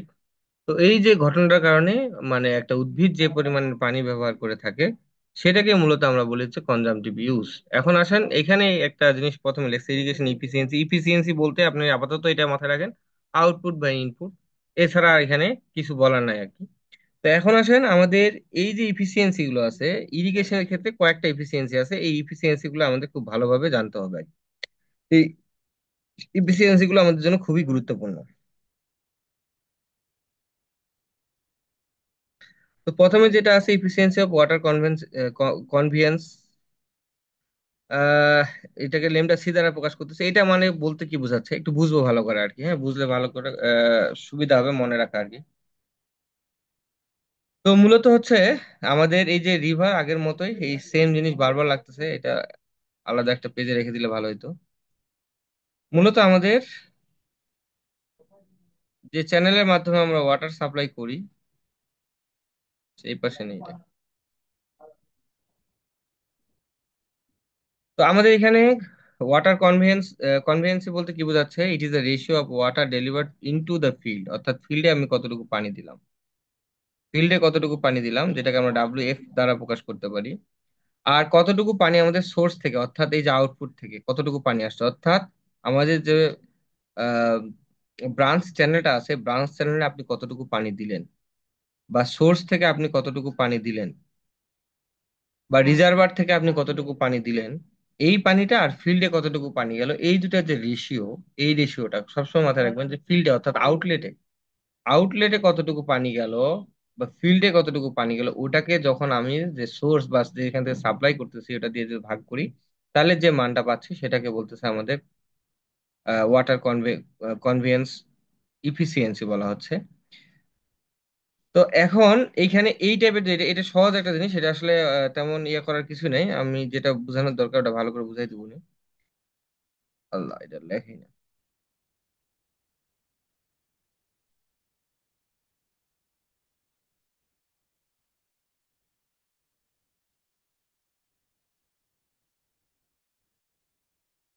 আচ্ছা দেখেন, এখানে একটা প্রবলেম দেওয়া আছে যে আমাদের 1 cumec of water pumped into the farm distribution system, 0.8 water is delivered turn out 0.9 kilometre from the well, compute the conveyance efficiency. মানে আমাদের এখানে কি বলছে যে আমাদের যে সোর্সটা ছিল, একটা পাম্পের মাধ্যমে আমরা 1 কিউবিক মিটার পানি আমরা কি করতেছি, সাপ্লাই করতেছি। আর আমাদের ফিল্ডে পাচ্ছি কত, আমাদের মূলত হচ্ছে 0.8, অর্থাৎ এখানে পাচ্ছি আমরা হচ্ছে 0.8। তাহলে আমাদের এখানে বলছে যে ওয়াটার কনভেন্সি কনভেন্স ইফিসিয়েন্সি কত বের করতে বলছে। তাহলে আমরা কি করলাম, যে আমাদের ফিল্ডে যে মানটাকে পাইছি সেটাকে ভাগ করলাম হচ্ছে 1 দিয়ে, তাহলে আমাদের এখানে চলে আসছে কত, আমাদের 80%। এই হচ্ছে এই বিষয়টা, এই বিষয়টা নিয়ে তেমন এইটা এইটা পরীক্ষার ক্ষেত্রে খুবই ইম্পর্টেন্ট জিনিসটা মাথায় রাখতে হবে। মানে জিনিসটা কি মাথায় রাখবেন, যে এইভাবে আমি যেভাবে মনে রাখি যে ফিল্ডে আমি কতটুকু দিলাম আর আমার সাপ্লাই কতটুকু দেওয়া হয়েছে, এই দুটা রেশিও। ফিল্ডে আমি কতটুকু পাইলাম আর সাপ্লাই কতটুকু দেওয়া আছে, এই দুটা রেশিওটা হচ্ছে মূলত ওয়াটার কনভিয়েন্সি ইফিসিয়েন্সি বলা হয়ে থাকে। আরেকটা আসেন গুরুত্বপূর্ণ ইফিসিয়েন্সি নিয়ে এখানে পরে আলোচনা করা হয়েছে, সেটা হচ্ছে অ্যাপ্লিকেশন ইফিসিয়েন্সি। এখানে যেটা আছে সেটা হচ্ছে কি water application efficiency. Water application efficiency বলতে আমরা কি বুঝি? ওয়াটার অ্যাপ্লিকেশন ইফিসিয়েন্সি বলতে বোঝাচ্ছে আমার রুট জোনে কতটুকু পানি জমা হয়েছে আর কতটুকু পানি ফিল্ডে ছিল। সহজ করে আমরা যদি এই জিনিসটাকে বুঝি, ধরেন যে আমাদের এটা হচ্ছে একটা, এটা একটা উদ্ভিদ,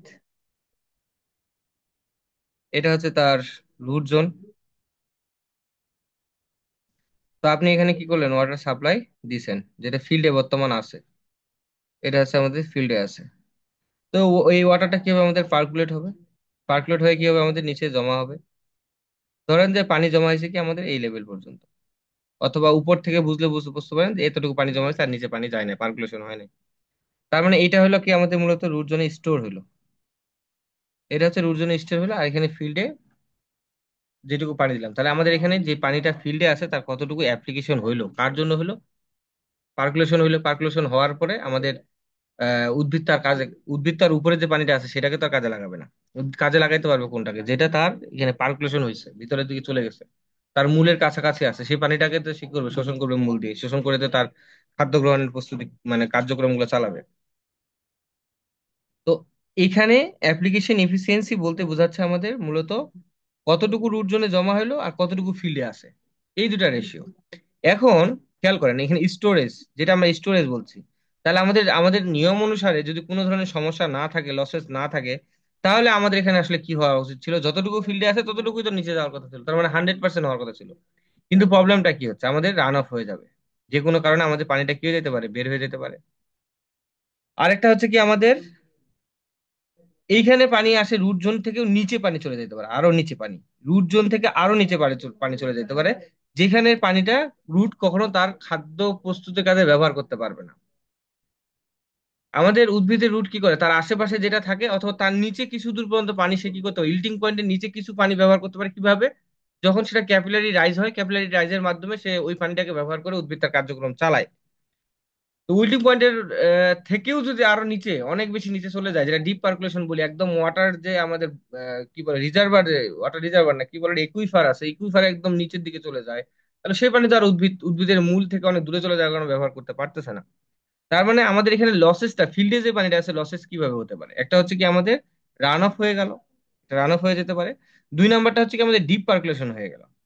তাহলে আমাদের ফিল্ডে যে সাপ্লাইটা দিলাম, আমি সহজ করে বুঝি যে আমাদের ওয়াটার স্টোরেজ হচ্ছে কতটুকু, ফিল্ডে আমি যে সাপ্লাইটা দিলাম সেখান থেকে লসেস হচ্ছে কি আমাদের, একটা হচ্ছে রান অফ হয়ে যাচ্ছে, আর একটা কি হতে পারে, আমাদের ডিপ পার্কুলেশন হতে পারে। তো আমরা যদি এই দুইটাকে বাদ দিয়ে দেই, তাহলে তো আমি পাচ্ছি কতটুকু স্টোরেজ হচ্ছে সেটা পেয়ে যাচ্ছি। এখন কথা হচ্ছে, প্রশ্ন আসবে যে ভাই এখানে তো ইভাপোরেশন হতে পারে। ইভাপোরেশন তো ভাই গাছের পাতা থেকে হয়, ইভাপোরেশনের এই আমাদের রান অফ এর রেটটা আর ডিপ পার্কুলেশন রেটটা হাই, এই দুটাকে কনসিডার করা হয় স্টোরেজের ক্ষেত্রে। আর ইভাপোরেশন যেটা, যেকোনো ইভাপোরেশন তো আপনার আস্তে আস্তে হয়, অনেকভাবে হয়, ওগুলাকে নেগলেক্ট করা হয় এইটার ক্ষেত্রে আর কি। কিন্তু এইখানে যেটা কনসিডার করা হচ্ছে, বেসিক্যালি যেটা কনসিডারেশনে আসবে সেটা হচ্ছে কি আমাদের কতটুকু রান অফ হলো আর কতটুকু ডিপার্কুলেশন হলো, সেটা আমার স্টোরেজ হবে না, সেটা আমার লসেস।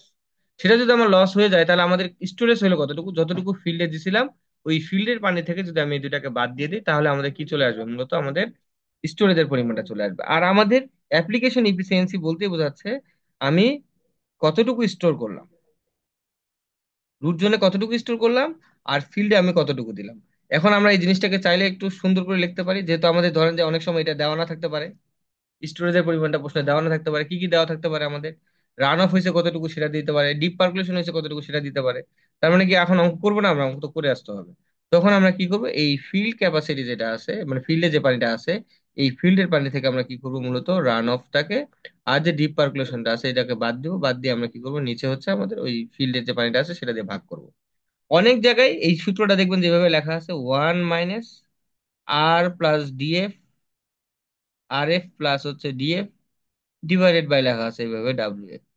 সবই তো একই কথা, তাই না? সব একই কথা। এটা আমরা আরো একটু সামনে গেলে আরো একটু অন্যভাবে এই ফর্মুলাটাকে আমরা দেখবো আরো। আমরা কি বুঝতে পারছি এটা? জি ভাই।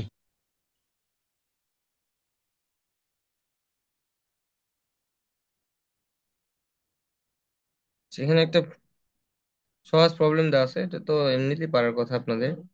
যেটা দেওয়া আছে কি, আমার 10 cubic water is deliver to the এত হেক্টর ফিল্ড for 4 hours.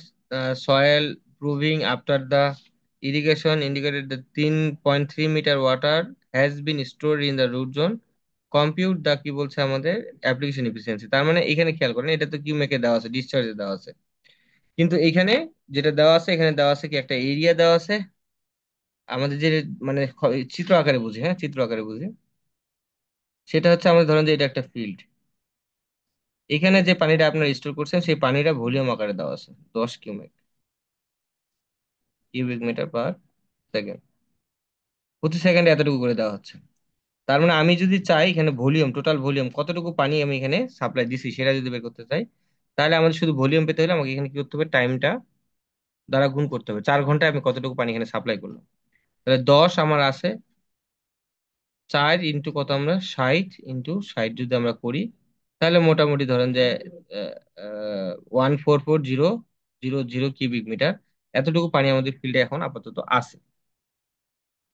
তারপর কি হলো, আমাদের যে এখানে উদ্ভিদটা আছে, এখানে যে উদ্ভিদ আছে সেটা রুট জোনে আমাদের যেটা স্টোর হয়েছে, ধরেন যে এই পর্যন্ত রুট জোনে এখানে স্টোর হয়েছে 0.3 স্টোরেজ।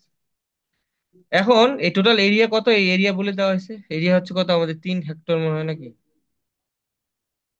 কত হেক্টর, 32 হেক্টর। কত দেওয়া আছে আমাদের এখানে, 32 হেক্টর দেওয়া আছে। তো আমাদের তো এখানে আরেকটা ভলিউমের দরকার, তাই না ভাই? আরেকটা ভলিউমের দরকার। সেই ভলিউমটা হচ্ছে অ্যাকচুয়ালি কি হবে, আমাদের ভলিউমটা হবে কি, আমি যদি এরিয়ার সাথে কি করি, এই ডেপটা গুণ করে দিই, তাহলে আমাদের ভলিউম আসবে। ওই ভলিউমটা কোনটা আসবে, কতটুকু স্টোর হয়েছে সেটার ভলিউম আসবে, কতটুকু পানি স্টোর হয়েছে সেটার ভলিউম আসবে। তার মানে এখানে 1 হেক্টর সমান কি জানি, 10,000 বর্গমিটার। ইন্টু যদি আমরা 0.3 দ্বারা গুণ করি, তাহলে এটা আসলে কি, আমাদের যেটা স্টোর হয়েছে, স্টোরেজের ওয়াটার, যেটাকে আমরা কি বলি, আমরা WS বলি, সেটা চলে আসলো। আর এটা কি ছিল, আমাদের WF ফিল্ডে কতটুকু ছিল সেটা। তো আমাদের এই দুইটা রেশিওটাই তো মূলত হচ্ছে কি, আমাদের মূলত অ্যাপ্লিকেশন এফিসিয়েন্সি, এখান থেকে অ্যাপ্লিকেশন এফিসিয়েন্সিটা চলে আসলো। এই হচ্ছে আমাদের মূলত অ্যাপ্লিকেশন এফিসিয়েন্সি।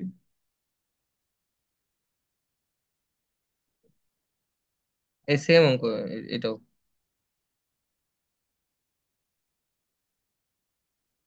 তারপর চলে আসেন কি আছে, storage, efficiency of water storage. এখানে ওয়াটার স্টোরেজ মানে ইফিসিয়েন্সি বলতে কি বোঝাচ্ছে, এটা আমরা একটু বোঝার চেষ্টা করি। এখানে কি বলতেছে সংজ্ঞার মধ্যে,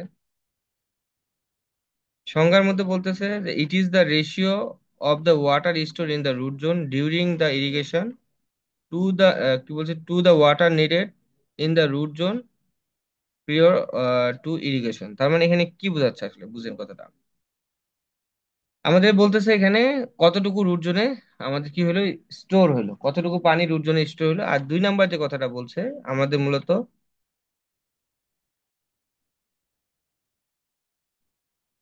two the water needed in the area, আসলে কতটুকু পানি রুট জোনে মানে জমা করা প্রয়োজন, এটার কথা এখানে বলতে, মানে রুট জোনে কতটুকু পানি জমা হলো আর কতটুকু জমা হওয়া উচিত, এই দুইটার পার্থক্য রেশিওটাকে বোঝানোর চেষ্টা করতেছে। চিত্রটাকে বুঝলে ক্লিয়ার হয়ে যাবে। এটা একটা গাছ, এগুলা হচ্ছে তার রুট জোন। এখানে পানি জমা হওয়ার কথা এখান থেকে এই পর্যন্ত, এই পর্যন্ত ধরেন যে এটা কি দিব আমি, WN। কিন্তু পানি জমা হয়েছে কোথায় থেকে, এখান থেকে এই পর্যন্ত, যেটাকে আমরা বলতে পারি WS, যেটাকে বলতে পারি আমরা WS। তো এইটাই অ্যাকচুয়ালি বলতেছে যে মূলত আমাদের কতটুকু পানি রুট জোনে জমা আছে আর কতটুকু হতে পারতো, মানে ম্যাক্সিমাম কতটুকু হতে পারতো।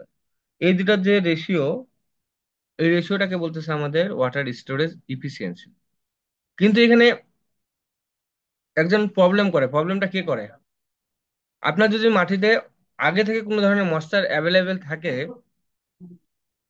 সেটা তো আর ম্যাক্সিমামের ভিতরে আসবে না, তাই না? মানে ব্যাপারটা হচ্ছে কি, আপনার এইখানে এতটুকু পানি ফিল্ডে জমা হওয়ার কথা বা হতে পারবে ম্যাক্সিমাম, কিন্তু বাই ন্যাচারালি ধরেন যে এতটুকু পানি অলরেডি অ্যাভেলেবেল, সব সময় সয়েলে থাকে, সব সময় থাকে, যেটাকে অ্যাভেলেবেল ময়েশ্চার বলি আমরা। তাহলে তো এটাকে আর আমি যখন আমি ম্যাক্সিমামটা কনসিডার করবো, তখন তো আর এটাকে নেওয়া যাবে না, কারণ এটা তো অলরেডি আছেই, ন্যাচারালি আছে। তাহলে আমাদের এখন ম্যাক্সিমামটা হিসাব হবে কোথা থেকে, এইখান থেকে। তার মানে এই টোটালটাকে যদি এখন আমরা ফিল ক্যাপাসিটি কনসিডার করি, এই ফিল ক্যাপাসিটি থেকে যেটা ন্যাচারালি অ্যাভেলেবেল ময়েশ্চার আছে সেটাকে যদি আমরা বাদ দিয়ে দেই, সেটা হচ্ছে কি মূলত আমাদের WN। এটা যে সবসময় থাকবে এরকম না, যদি থাকে তখন আমরা কি করব, ফিল্ড ক্যাপাসিটি বলতে ফিল্ড কতটুকু স্টোর করতে পারে, তার মধ্যে যদি অলরেডি থেকে যায় কোনো ময়েশ্চার ন্যাচারালি, তাহলে তো ওইটা আমাদের কনসিডারেশন আসবে না, ওইটা তো আমাকে ইরিগেশন করতে হচ্ছে না, বা ওইটা ইরিগেশন করার প্রয়োজন নাই, তাহলে আমি ওইটাকে কনসিডার করবো কেন, ওটাকে আমার বাদ দিতে হবে।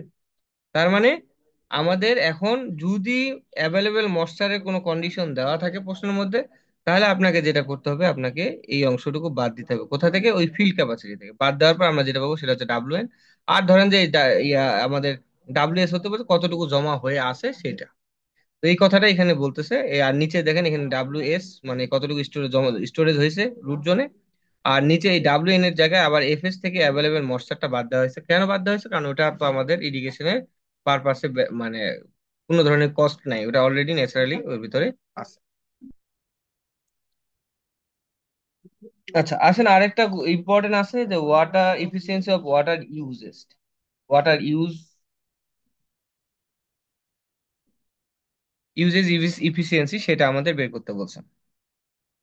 তো এইটা আসলে কি, এটা ডেফিনেশন এখানে কি লেখা আছে দেখি আমরা আগে। বলছে আমাদের ইট is the ratio of water beneficiary use including the lynching water to the quantity of water delivered. অর্থাৎ ফিল্ডে কতটুকু, মানে এক কথায় আপনার যে কাজটা আমরা করি সেটা হচ্ছে, উদ্ভিদ তো তার কাজের জন্য ব্যবহার করবে পানি, যেটা হচ্ছে তার রুট জোনে জমা হবে, সেটা তো ব্যবহার করবে। পাশাপাশি যে প্রবলেমটা হয় যে আমাদের মাঝে মাঝে এগুলোর মধ্যে কি সল্ট থাকে, সল্ট থাকে। এই সল্ট গুলা কি করে, এখানে একটা মেমব্রেন তৈরি করে ফেলে, যেটা আসলে মূলত উপরের ঘনত্ব বেড়ে যায়, তখন নিচ থেকে পানি উপরের দিকে, নিচে না আসে উপরের দিকে যাইতে পারে, অথবা পানি ভিতরের দিকে যাচ্ছে না। তো আমরা এটা করা, এই ধরনের প্রবলেমটা সলভ করার জন্য আমরা কি করি, ওখানে এটাকে আবদ্ধ করে দিয়ে এর মধ্যে পানি দিয়ে কি করি, এই লবণটা যখন এর সাথে সলুবল হয়ে যায়, মিশ্রিত হয়ে তখন লবণটা কি হয়ে যায় আমাদের মূলত নিচের দিকে পার্কুলেট হয়ে যায়, মানে নিচের দিকে চলে যায় আর কি। তখন ওই উপরের যে লেয়ারটা, সেই লেয়ারটা আমাদের ক্লিয়ার হয়ে যায়। তো এই যে আমাদের এইভাবে যে পানিটা ব্যবহার করে সেটা বলতেছে মূলত আমাদের লিচিং। তার মানে এখানে ওয়াটার ইউজেস ইফিসিয়েন্সি বলতে আমাদের এখানে দুই কাজে ওয়াটারটা ইউজ হবে। একটা হচ্ছে কি আমাদের লিচিং এর জন্য যে পানিটা আছে সেটা তো অবশ্যই আমাকে দিতে হবে, পাশাপাশি উদ্ভিদ তার কনজামটিভ ইউজের জন্য, অর্থাৎ তার নিজে বেড়ে ওঠার জন্য যে পানিটা আছে সেটাকে ব্যবহার করবে। তার মানে এইখানে টোটালি ওয়াটার ইউজেস বলতে আমরা যেটাকে বুঝতেছি, এখানে টোটালি দুইটা জিনিসকে কনসিডার করা হচ্ছে, ওই দুইটা জিনিসকে ব্যবহার করে ওয়াটার, মানে ওই উদ্ভিদটা তার বেনিফিশিয়ালি যে ওয়াটারটা ব্যবহার করবে সেটা, পাশাপাশি যে লিচিংটা উপরে থাকবে, এটা এই দুটার যোগফল। আর নিচে হচ্ছে ফিল্ডে কতটুকু আছে, এই দুটা রেশিওটাই মূলত আমাদের ওয়াটার ইউজেস ইফিসিয়েন্সি বোঝানো হচ্ছে। তাহলে এখানে ডাব্লিউ হচ্ছে কি মূলত আমাদের water uses beneficial including the lynching. তার মানে আমরা এখানে যেটা বলতে পারি, আমাদের এক কথায় উদ্ভিদ তার নিজের রুট জোনে যেটাকে জমা করছে, পাশাপাশি হচ্ছে কি লিচিং এর জন্য যে পানিটা আছে, সেই দুটার যোগফল উপরে বসবে, আর নিচে বসবে কি আমাদের ফিল্ডে, আমাদের এই ফিল্ডে কতটুকু আমি সাপ্লাই দিছি, এই ফিল্ডে যেটাকে আমরা WF বলি, এই দুটা রেশিওকে আমাদের এখানে বোঝানো হচ্ছে।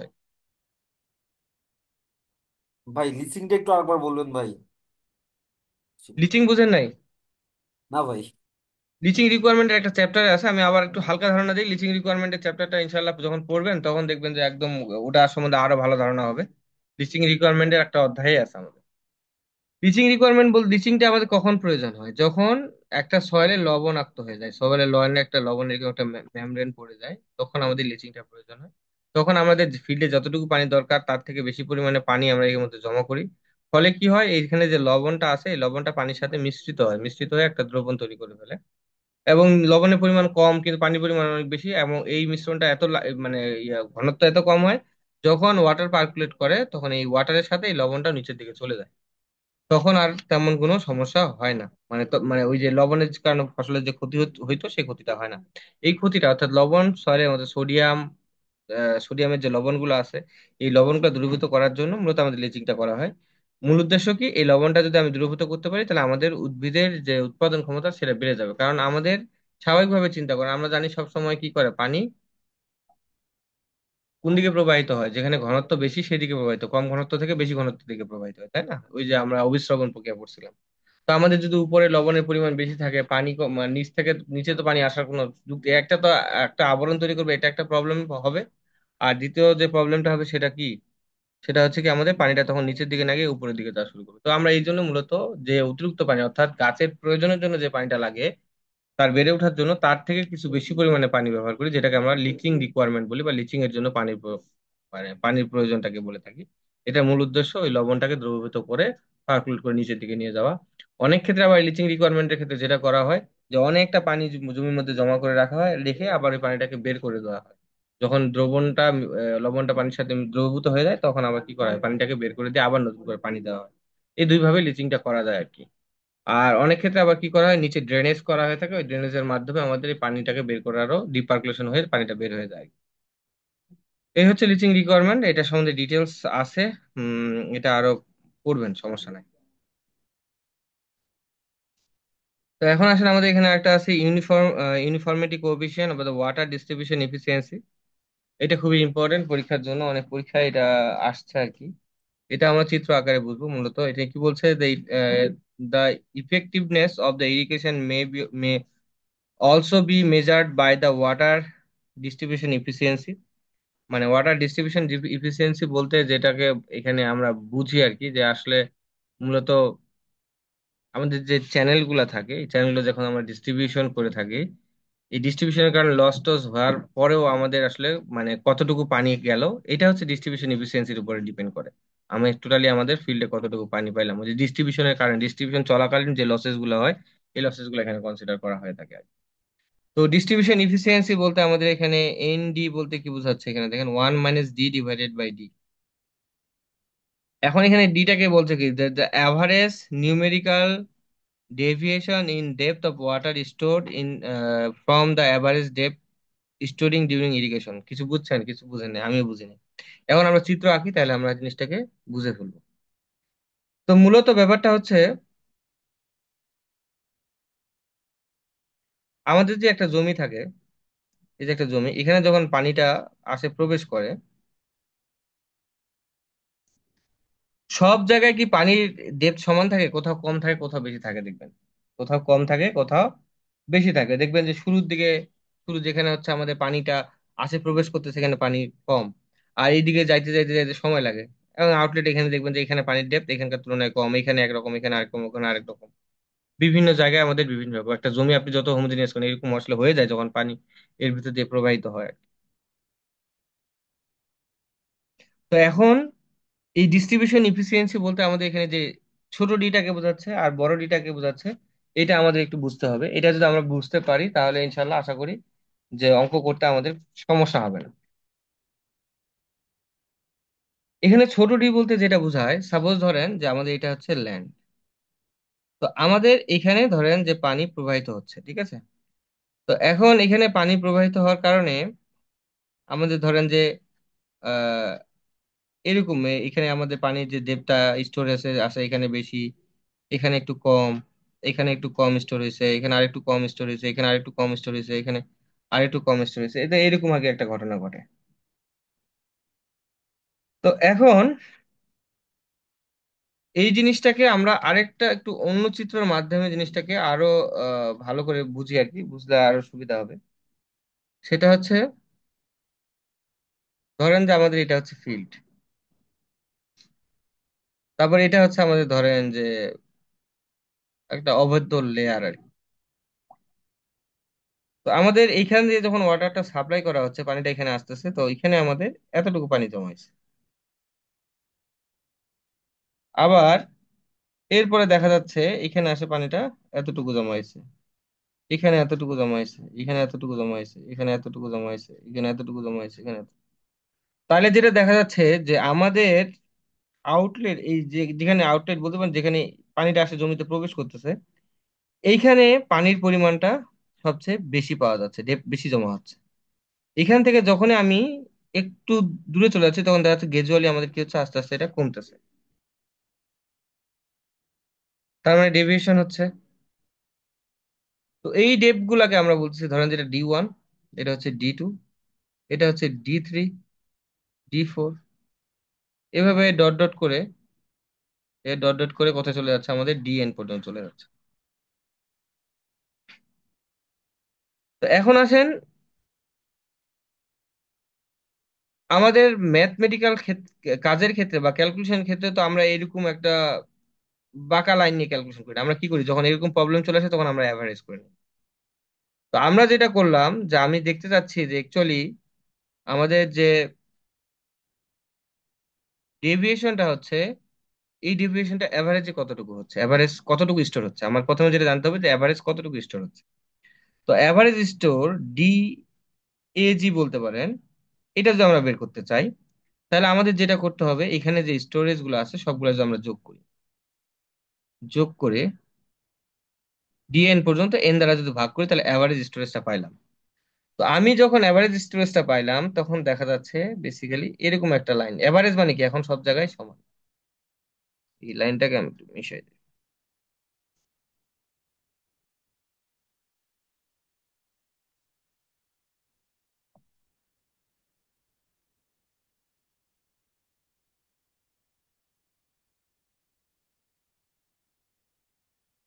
ধরেন যে এরকম হলো কি, অ্যাভারেজ লাইনটা আমাদের এরকম হলো।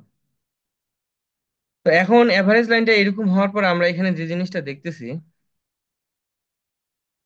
এই ডেপটা কিন্তু ডি অ্যাভারেজ, এই ডেপটা হচ্ছে ডি অ্যাভারেজ, এটা হচ্ছে ডি অ্যাভারেজের ডেপ। তো দেখা যাচ্ছে এখানে কিছু ডেভিয়েশন হচ্ছে পজিটিভ, কিছু ডেভিয়েশন হচ্ছে নেগেটিভ। মানে আমাদের যে ওয়াটারটা যে স্টোরেজ হয়েছে, আল্লাহ, যে ওয়াটারটা স্টোরেজ হয়েছে সেটার ডেভিয়েশনটা একটু ভিন্ন রকম হয়েছে। তো আমাদের এখানে আসলে মূলত কতটুকু ডেভিয়েশন হলো, এই ডেভিয়েশনের পরিমাণটা হচ্ছে মূলত আমাদের ছোটটি, এই ডেভিয়েশনটা কিন্তু অ্যাভারেজ নিতে হবে। তাহলে এইখানে একটা ডেভিয়েশন এসে দেখেন, খেয়াল করেন, এখানে একটা ডেভিয়েশন এসে যেটা হচ্ছে আমরা D1 বলতে পারি। এই ডেভিয়েশনটা আমরা কেমনে বের করব, আমি যদি D1 থেকে ডি অ্যাভারেজটা বাদ দেই, অ্যাভারেজটা বাদ দিই, তাহলে কতটুকু ডেভিয়েশন হয়েছে এখানে পাওয়া যাবে না? পাবো কিনা বলেন তো? ও ভাই, জি ভাই, পাওয়া যাবে। আবার সিমিলার ওয়েতে আমি যদি এখানে D2 থেকে ডি অ্যাভারেজটা বাদ দেই, তাহলে এখানকার ডেভিয়েশনটা পাওয়া যাবে। আবার আমি এখানে D3 থেকে যদি ডি অ্যাভারেজটা বাদ দিই, এখানে পাওয়া যাবে। এখন এখানে এই পাশে আসে যেটা দেখা যাচ্ছে, ডেভিয়েশনটা পজিটিভ না হয় কি হলো, ডেভিয়েশনটা নেগেটিভ হচ্ছে। তার মানে এখানে যেটা করতে হবে, আমি ডি অ্যাভারেজ থেকে আমি D3, D4, D5 এভাবে বাদ দিব, তাহলে আমার এখানে ডেভিয়েশন পাওয়া যাবে। এখন এইখানে এই ইফিসিয়েন্সি বের করার জন্য এখানে যে ডেভিয়েশনটা আছে, এই ডেভিয়েশনটাকে আমার নিজে পরম মান নিতে হবে, পরম মান। ঠিক আছে, এখানে কোনো নেগেটিভ সাইন ব্যবহার করা যাবে না। এই যে দেখেন, এখানে অঙ্ক করার ক্ষেত্রে দেখতেছেন না, এখানে একটা কি ব্যবহার করা হচ্ছে আমাদের, এই যে পরম মানের একটা চিহ্ন ব্যবহার করা হচ্ছে। তার মানে নেগেটিভ হলে নেগেটিভ না, পজিটিভ ধরতে হবে। যদি ডেভিয়েশন হচ্ছে, তার মানে আমাদের মানে কি হচ্ছে, আমাদের একটা সয়েলের ডেপথের সাপেক্ষে কি হচ্ছে, আমাদের পানির স্টোরেজের পরিমাণটা কমে যাচ্ছে। তা আমাদের তো কনসিডার তো এটাই, যে আমাদের স্টোরেজের পরিমাণটা যে কমে, সেটা পজিটিভ আকারে কমুক বা নেগেটিভ ভাবে কমুক, কত পার্সেন্ট কমলো, আমাদের ডেপথের সাপেক্ষে, ডিস্টেন্সের সাপেক্ষে কত পার্সেন্ট কমলো, আমাদের সেটা জানতে হবে। ওই জন্য ডেভিয়েশনটা কি করতে হবে, আমাদের নেগেটিভ আসুক আর পজিটিভ আসুক, আমাকে কি করতে হবে, সবগুলোকে পজিটিভ কনসিডার করতে হবে। তার মানে আমাদের এইখানে এটা যদি আপনি ইয়া করেন, এই যখন নেগেটিভের দিকে আসছে, এভারেজ থেকে যদি আপনি বাদ দেন তাহলে কি হবে, আপনার অবশ্যই পজিটিভ আসবে। যখন দেখবেন যে এভারেজের থেকে কম আসতেছে মানটা, তাহলে তো পজিটিভ অটোমেটিক হয়ে যাচ্ছে। কিন্তু যদি আপনি ওটা মনে করেন না আমি এটাই ফলো করব, যে আমি D3 থেকে আবার ডি এভারেজে বাদ দিব, D4 থেকে এভারেজে বাদ দিব, তখন কিন্তু এই মানগুলো নেগেটিভ আসা শুরু করবে। এখন আপনি যদি বীজগণিত যোগফল করেন, পজিটিভ নেগেটিভ যোগফল করে দেখবেন এক সময় জিরো চলে আসতে পারে। এটা কিন্তু না, আমি বারবার বলি এখানে যে পরম মানটা কনসিডার করতে হবে। কারণ আমি চাচ্ছি যে আমাদের আসলে এই ডিস্ট্রিবিউশনের ফলে আসলে কি রকম ভাবে স্টোরেজ হলো, এই ডিস্ট্রিবিউশন ইফিসিয়েন্সিটা আমাদের জানতে হবে। এই যে জায়গাটার মধ্যে ডিস্ট্রিবিউশন করলাম, এই ডিস্ট্রিবিউশনের মধ্যে আসলে কি রকম ভাবে পানিটা জমা হয়েছে, তার ইফিসিয়েন্সি কত, সেটা আমার জানা দরকার। ঠিক আছে, ওই জন্য আমরা সবসময় কি করবো, পরম মানটা নেবো। তাহলে আমাদের এখন চলে আসি, এই যে ফর্মুলা ছিল, এই ফর্মুলার মধ্যে প্রবলেম ছিল আমাদের দুইটা ডি নিয়ে। একটা হচ্ছে উপরে ছিল ছোট ডি, নিচে ছিল বড় ডি। কোনটা কি? আমি তো আগে বলছি যে এই ছোট বড় ডি বলতে হচ্ছে এভারেজ, এভারেজ কতটুকু পানি জমা হয়েছে সেটা, এই যে লাইনটা দিয়ে যেটাকে আমরা ইন্ডিকেট করতেছি সেটা। আর ছোট ডি বলতে হচ্ছে কতটুকু ডেভিয়েশন হলো। এই ডেভিয়েশনটা কিভাবে বের করবো, আমরা পরম মান অর্থাৎ সবগুলো সবসময় পজিটিভ হোক বা নেগেটিভ সব যোগ করব। যোগ করে আমরা কি করবো, এখানে বসাই দিলে আমাদের কি চলে আসবে, আমাদের মূলত এই যে স্টোরেজ ইফিসিয়েন্সি আছে সেটা আমাদের চলে আসবে আর কি। সর্বনাশ, আমি আছি কতটুকু পড়াতে চাইছিলাম, এখনো পড়ে আছি। তো এখানে একটা অঙ্ক দেখি, অঙ্কটা দেখলে আর ক্লিয়ার হয়ে যাবে। তো এখানে আমাদের কি বলছে, একটা ব্রড স্ট্রিপের মধ্যে 30 মিটার এই পার্টে আমাদের দেখা গেল কি, আমাদের অবজার্ভ করে দেখা গেল যে প্রথমে এতটুকু, আস্তে আস্তে পানির স্টোরেজের ডেপটা আছে সেটা কমে যাচ্ছে। তার মানে আমরা যদি ওই চিত্র আঁকেই, এই জিনিসটাকে আমি একটু দ্রুত খালি বোঝানোর জন্য করি, চিত্র একটা আঁকি, পরে একটা অঙ্ক করলে একটা আপনারা নিজে করবেন, হোমওয়ার্ক থাকবে। তো এরকম করে পানিগুলো জমা হয়েছে আর কি, suppose। এরকম করে আস্তে আস্তে কমে গেছে, এটা তো বেশি হয়ে গেল। এই যে এটা এটা ধরেন যে কত দেওয়া আছে, 1.9, এটা 1.8, এটা দেওয়া আছে কত আমাদের 1.5, এটা দেওয়া আছে আমাদের 1.4, এটা দেওয়া আছে 1.3, এই পাশে আরেকটা দেওয়া আছে কত 1.2। তার মানে এরকম করে কি হয়েছে, আস্তে আস্তে ডেভিয়েশন হয়ে গেছে, নিচের দিকে নেমে গেছে। তাহলে প্রথমে আমরা যদি আমাদের ডিস্ট্রিবিউশন এফিসিয়েন্সি বের করতে চাই, তাহলে প্রথমে আমাদের যেটা বের করতে হবে সেটা বের করতে হবে কি, আমাদের অ্যাভারেজ ডিটা কত। আর প্রশ্নে তো আমাদের অ্যাভারেজ ডি আছে, এই যে অ্যাভারেজ ডিটা বের করতে হবে। তাহলে আমরা কি করবো, অ্যাভারেজ ডি বের করবো, সবগুলা যোগ করে জাস্ট নাম্বারটা দিয়ে ভাগ করলে আমাদের অ্যাভারেজ ডি চলে আসলো কত, 1.52। তার 1.52 বলতে কি বোঝায়, আমাদের অ্যাভারেজ ধরেন যে এরকম, এই যে এখানে যাওয়ার পর আমাদের কি হয়ে গেলো, এটা উপরের দিকে সরে গেলো। তার মানে আমাদের এখন ডেপথ, অ্যাভারেজ ডেপথ হচ্ছে মূলত আমাদের এইটা, তাই তো? তাহলে আমরা এখন কি করবো, এখান থেকে ডেভিয়েশন গুলা বের করে ফেলবো। এই যে এখানে জাস্ট পরম মানটা ব্যবহার করছে, পরম চিহ্নটা ব্যবহার করছে, কারণ ও বুঝাই যাচ্ছে যে সবগুলা কি হবে, মূলত আমাদের পজিটিভ হবে। তো বসা দিয়ে আবার ভাগ করে দিল, তাহলে আমাদের চলে আসলো কত, এত। তো আমরা এখানে এখান থেকে যদি ফর্মুলায় বসাই দিই, তাহলে আমাদের কি চলে আসতেছে, আমাদের উম, মূলত ডিস্ট্রিবিউট কত, 85% আমাদের ডিস্ট্রিবিউশন এফিসিয়েন্সি সেটা চলে আসছে। আচ্ছা, এই প্রশ্নটা কি এখন বুঝতে, এই ইয়াটা মানে ফর্মুলাটা কি বুঝতে কারো কষ্ট হচ্ছে বা বুঝতে পারতেছেন না এমন কেউ আছেন? বুঝতে পারছি ভাই। মনে রাখেন ভাই, হ্যাঁ, এটা একটু কষ্ট করে মনে রাখেন। এটা আসলে মানে মুখস্থ তো করে মনে রাখা যায়, কিন্তু একটু একটু পেঁচাই দিলে তখন একটু কষ্ট হয়ে যায়। যখন দেখবেন যে জিনিসগুলো বুঝে রাখবেন, তখন আমি কতটুকু পারতেছি জানি না, তো তারপরে আমার থেকে দেখবেন যে আপনারা আরো এক্সপার্ট হয়ে যাবেন যখন অনেক বেশি নাড়াচাড়া করবেন আর কি। একটু নাড়াচাড়া করলে দেখবেন যে আমাদের থেকেও আপনারা অনেক ভালো পারবেন, অনেক ভালো পড়াবেন আর কি, একটা সময় মানুষকে যদি পড়ানোর সুযোগ হয়। তো এই জন্য একটু ভালো করে বুঝেই পড়বেন। তো আমরা একটা অঙ্ক করবো এখানে, হ্যাঁ, এই অঙ্কটা আমি করবো, পরের অঙ্কটা আপনারা নিজে করবেন। হ্যাঁ, এইখানে দুইটা অঙ্ক আছে।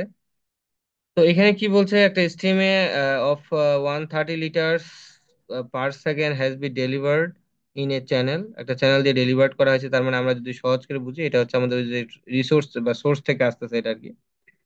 আর আমাদের ফিল্ডে হচ্ছে এত লিটার পার সেকেন্ড পানি ডেলিভার টু দ্য ফিল্ড, তার মানে এটা দেওয়া আছে আমাদের WF এর পরিমাণ, মান দেওয়া আছে এতটুকু ডেলিভার্ড হচ্ছে।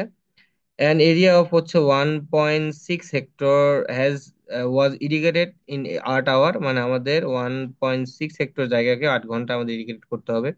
The effective depth of the root zone হচ্ছে কত,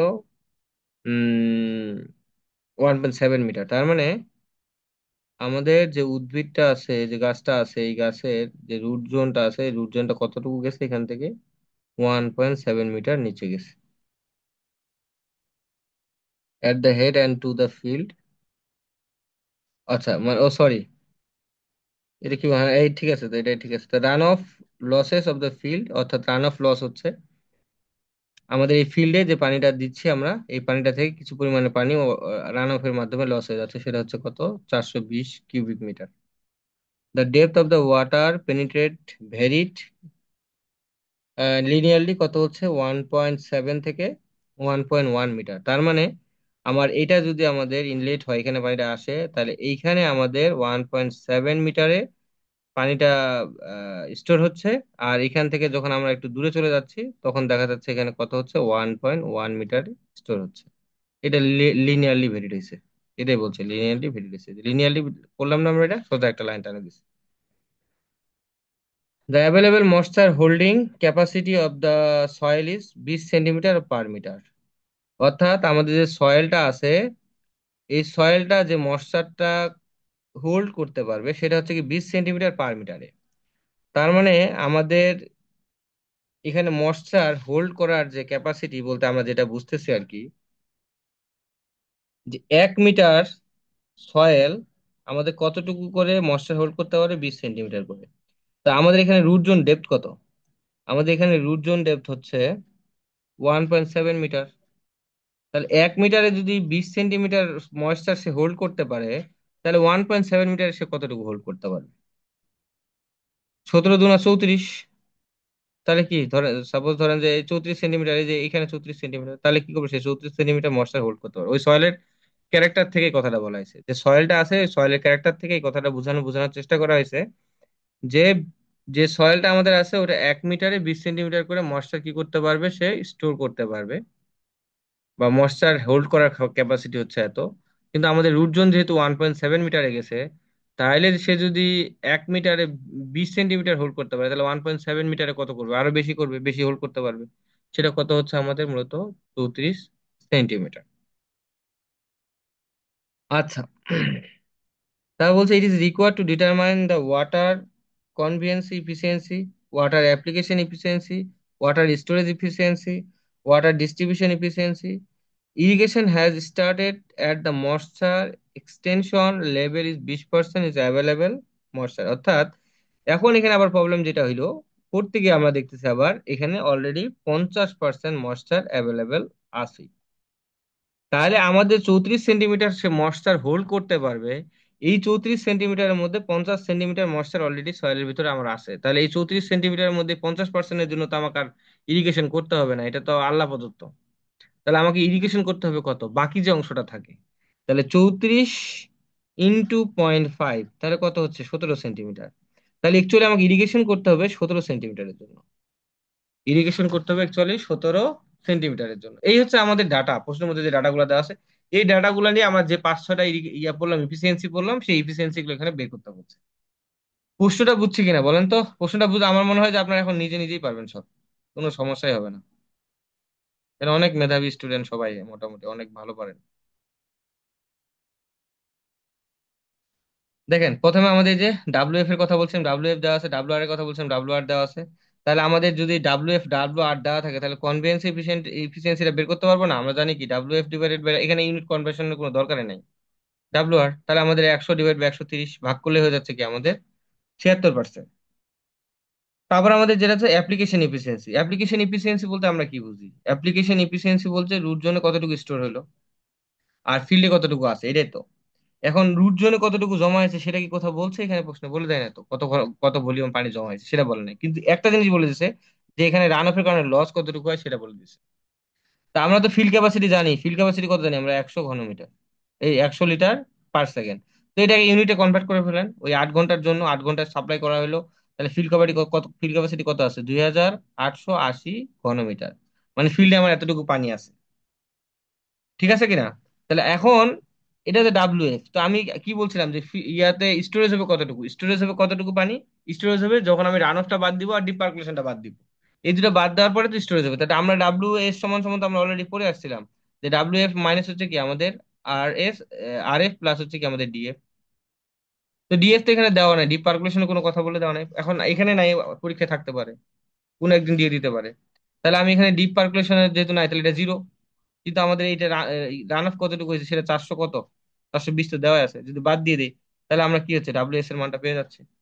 তো এই কাজটা এখানে করা হয়েছে, এখানে উপরে ডাব্লিউ এস, ডাব্লিউ এফ বসাই দিলে আমাদের কত চলে আসতেছে এটা, ক্যালকুলেশন করলে 85%। ক্যালকুলেশন গুলো চেক করেন, ভুল টুল থাকতে পারে, থাকলে একটু জানাই দিয়ে আর কি আমাদেরকে। তারপর আমাদের কি করব আমরা, আরেকটা কি বের করতে বলছে, ওয়াটার স্টোরেজ ইফিসিয়েন্সি বের করতে বলছে। তো ওয়াটার স্টোরেজ ইফিসিয়েন্সি বলতে কি বলছিলাম আমি, ওয়াটার স্টোরেজ ইফিসিয়েন্সি বলতে উপরে ছিল কি আমাদের রুট জোনে কতটুকু স্টোরেজ আছে সেটা, আর নিচে কি ছিল, নিচে কি ছিল বলেন তো, অ্যাভেলেবেল ময়েশ্চারটা আমাদের বাদ দিতে হবে। অ্যাভেলেবেল ময়েশ্চার বাদ দেওয়ার পরে যে পানিটা ওখানে আছে সেই পানিটাকে আমরা কনসিডার করবো, তাই তো? তাই বলছিলাম না, ফিল্ড ক্যাপাসিটি জি জি ভাই। ভাই। আমাদের অ্যাভেলেবেল ময়েশ্চারটা আমাদের বাদ দিতে হবে। তাহলে এখন আসেন ওই যে আমি একটু আগে ক্যালকুলেশন করে দেখাইলাম না, এটা হচ্ছে আমাদের কত হয়, মোট হচ্ছে ফিল্ড ক্যাপাসিটি কত, 34 সেন্টিমিটার, কিন্তু 50% অ্যাভেলেবেল আছে, তাহলে কত সেন্টিমিটার জমা করতে পারবো আমরা, 34-এর অর্ধেক, তার কত, 17 সেন্টিমিটার আমরা জমা করতে পারবো, বা আমাকে ইরিগেশন করতে হবে 17 সেন্টিমিটারের জন্য।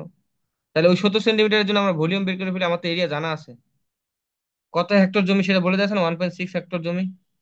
তারপর আমাদের যে 34 সেন্টিমিটার ছিল তার মধ্যে 17 সেন্টিমিটার অলরেডি পানি আছেই, তার মানে আমাকে বাকি 17 সেন্টিমিটারের জন্য দিতে হবে। তা গুণ করলে আমাদের কি চলে আসছে, আমাদের এখানে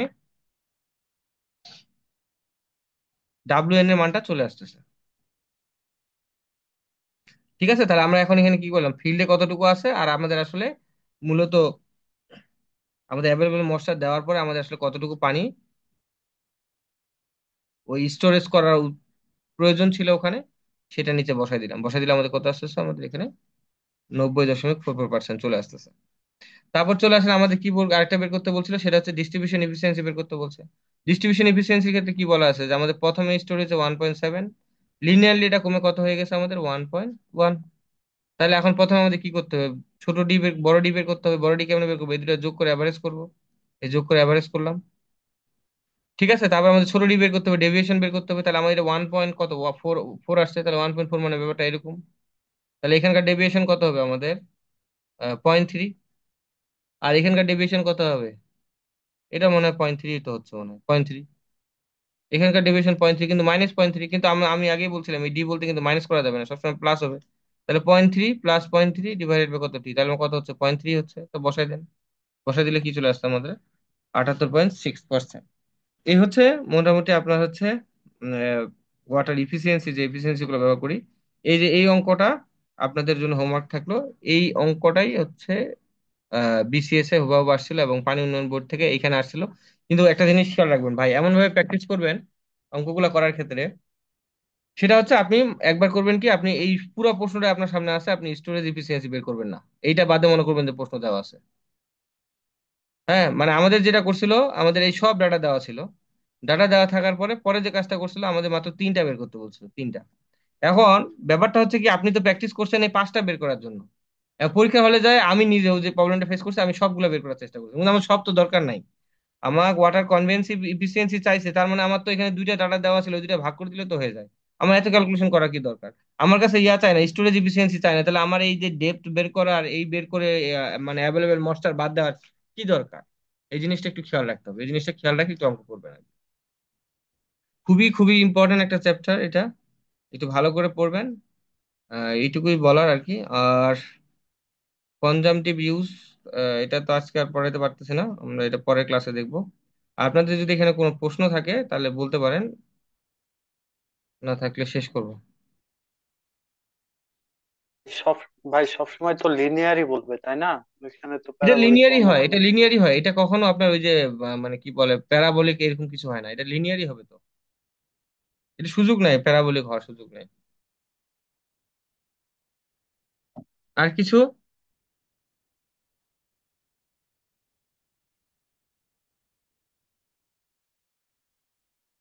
আচ্ছা শেষ করলাম তাহলে, ভালো থাকবেন সবাই, সালাম আলাইকুম।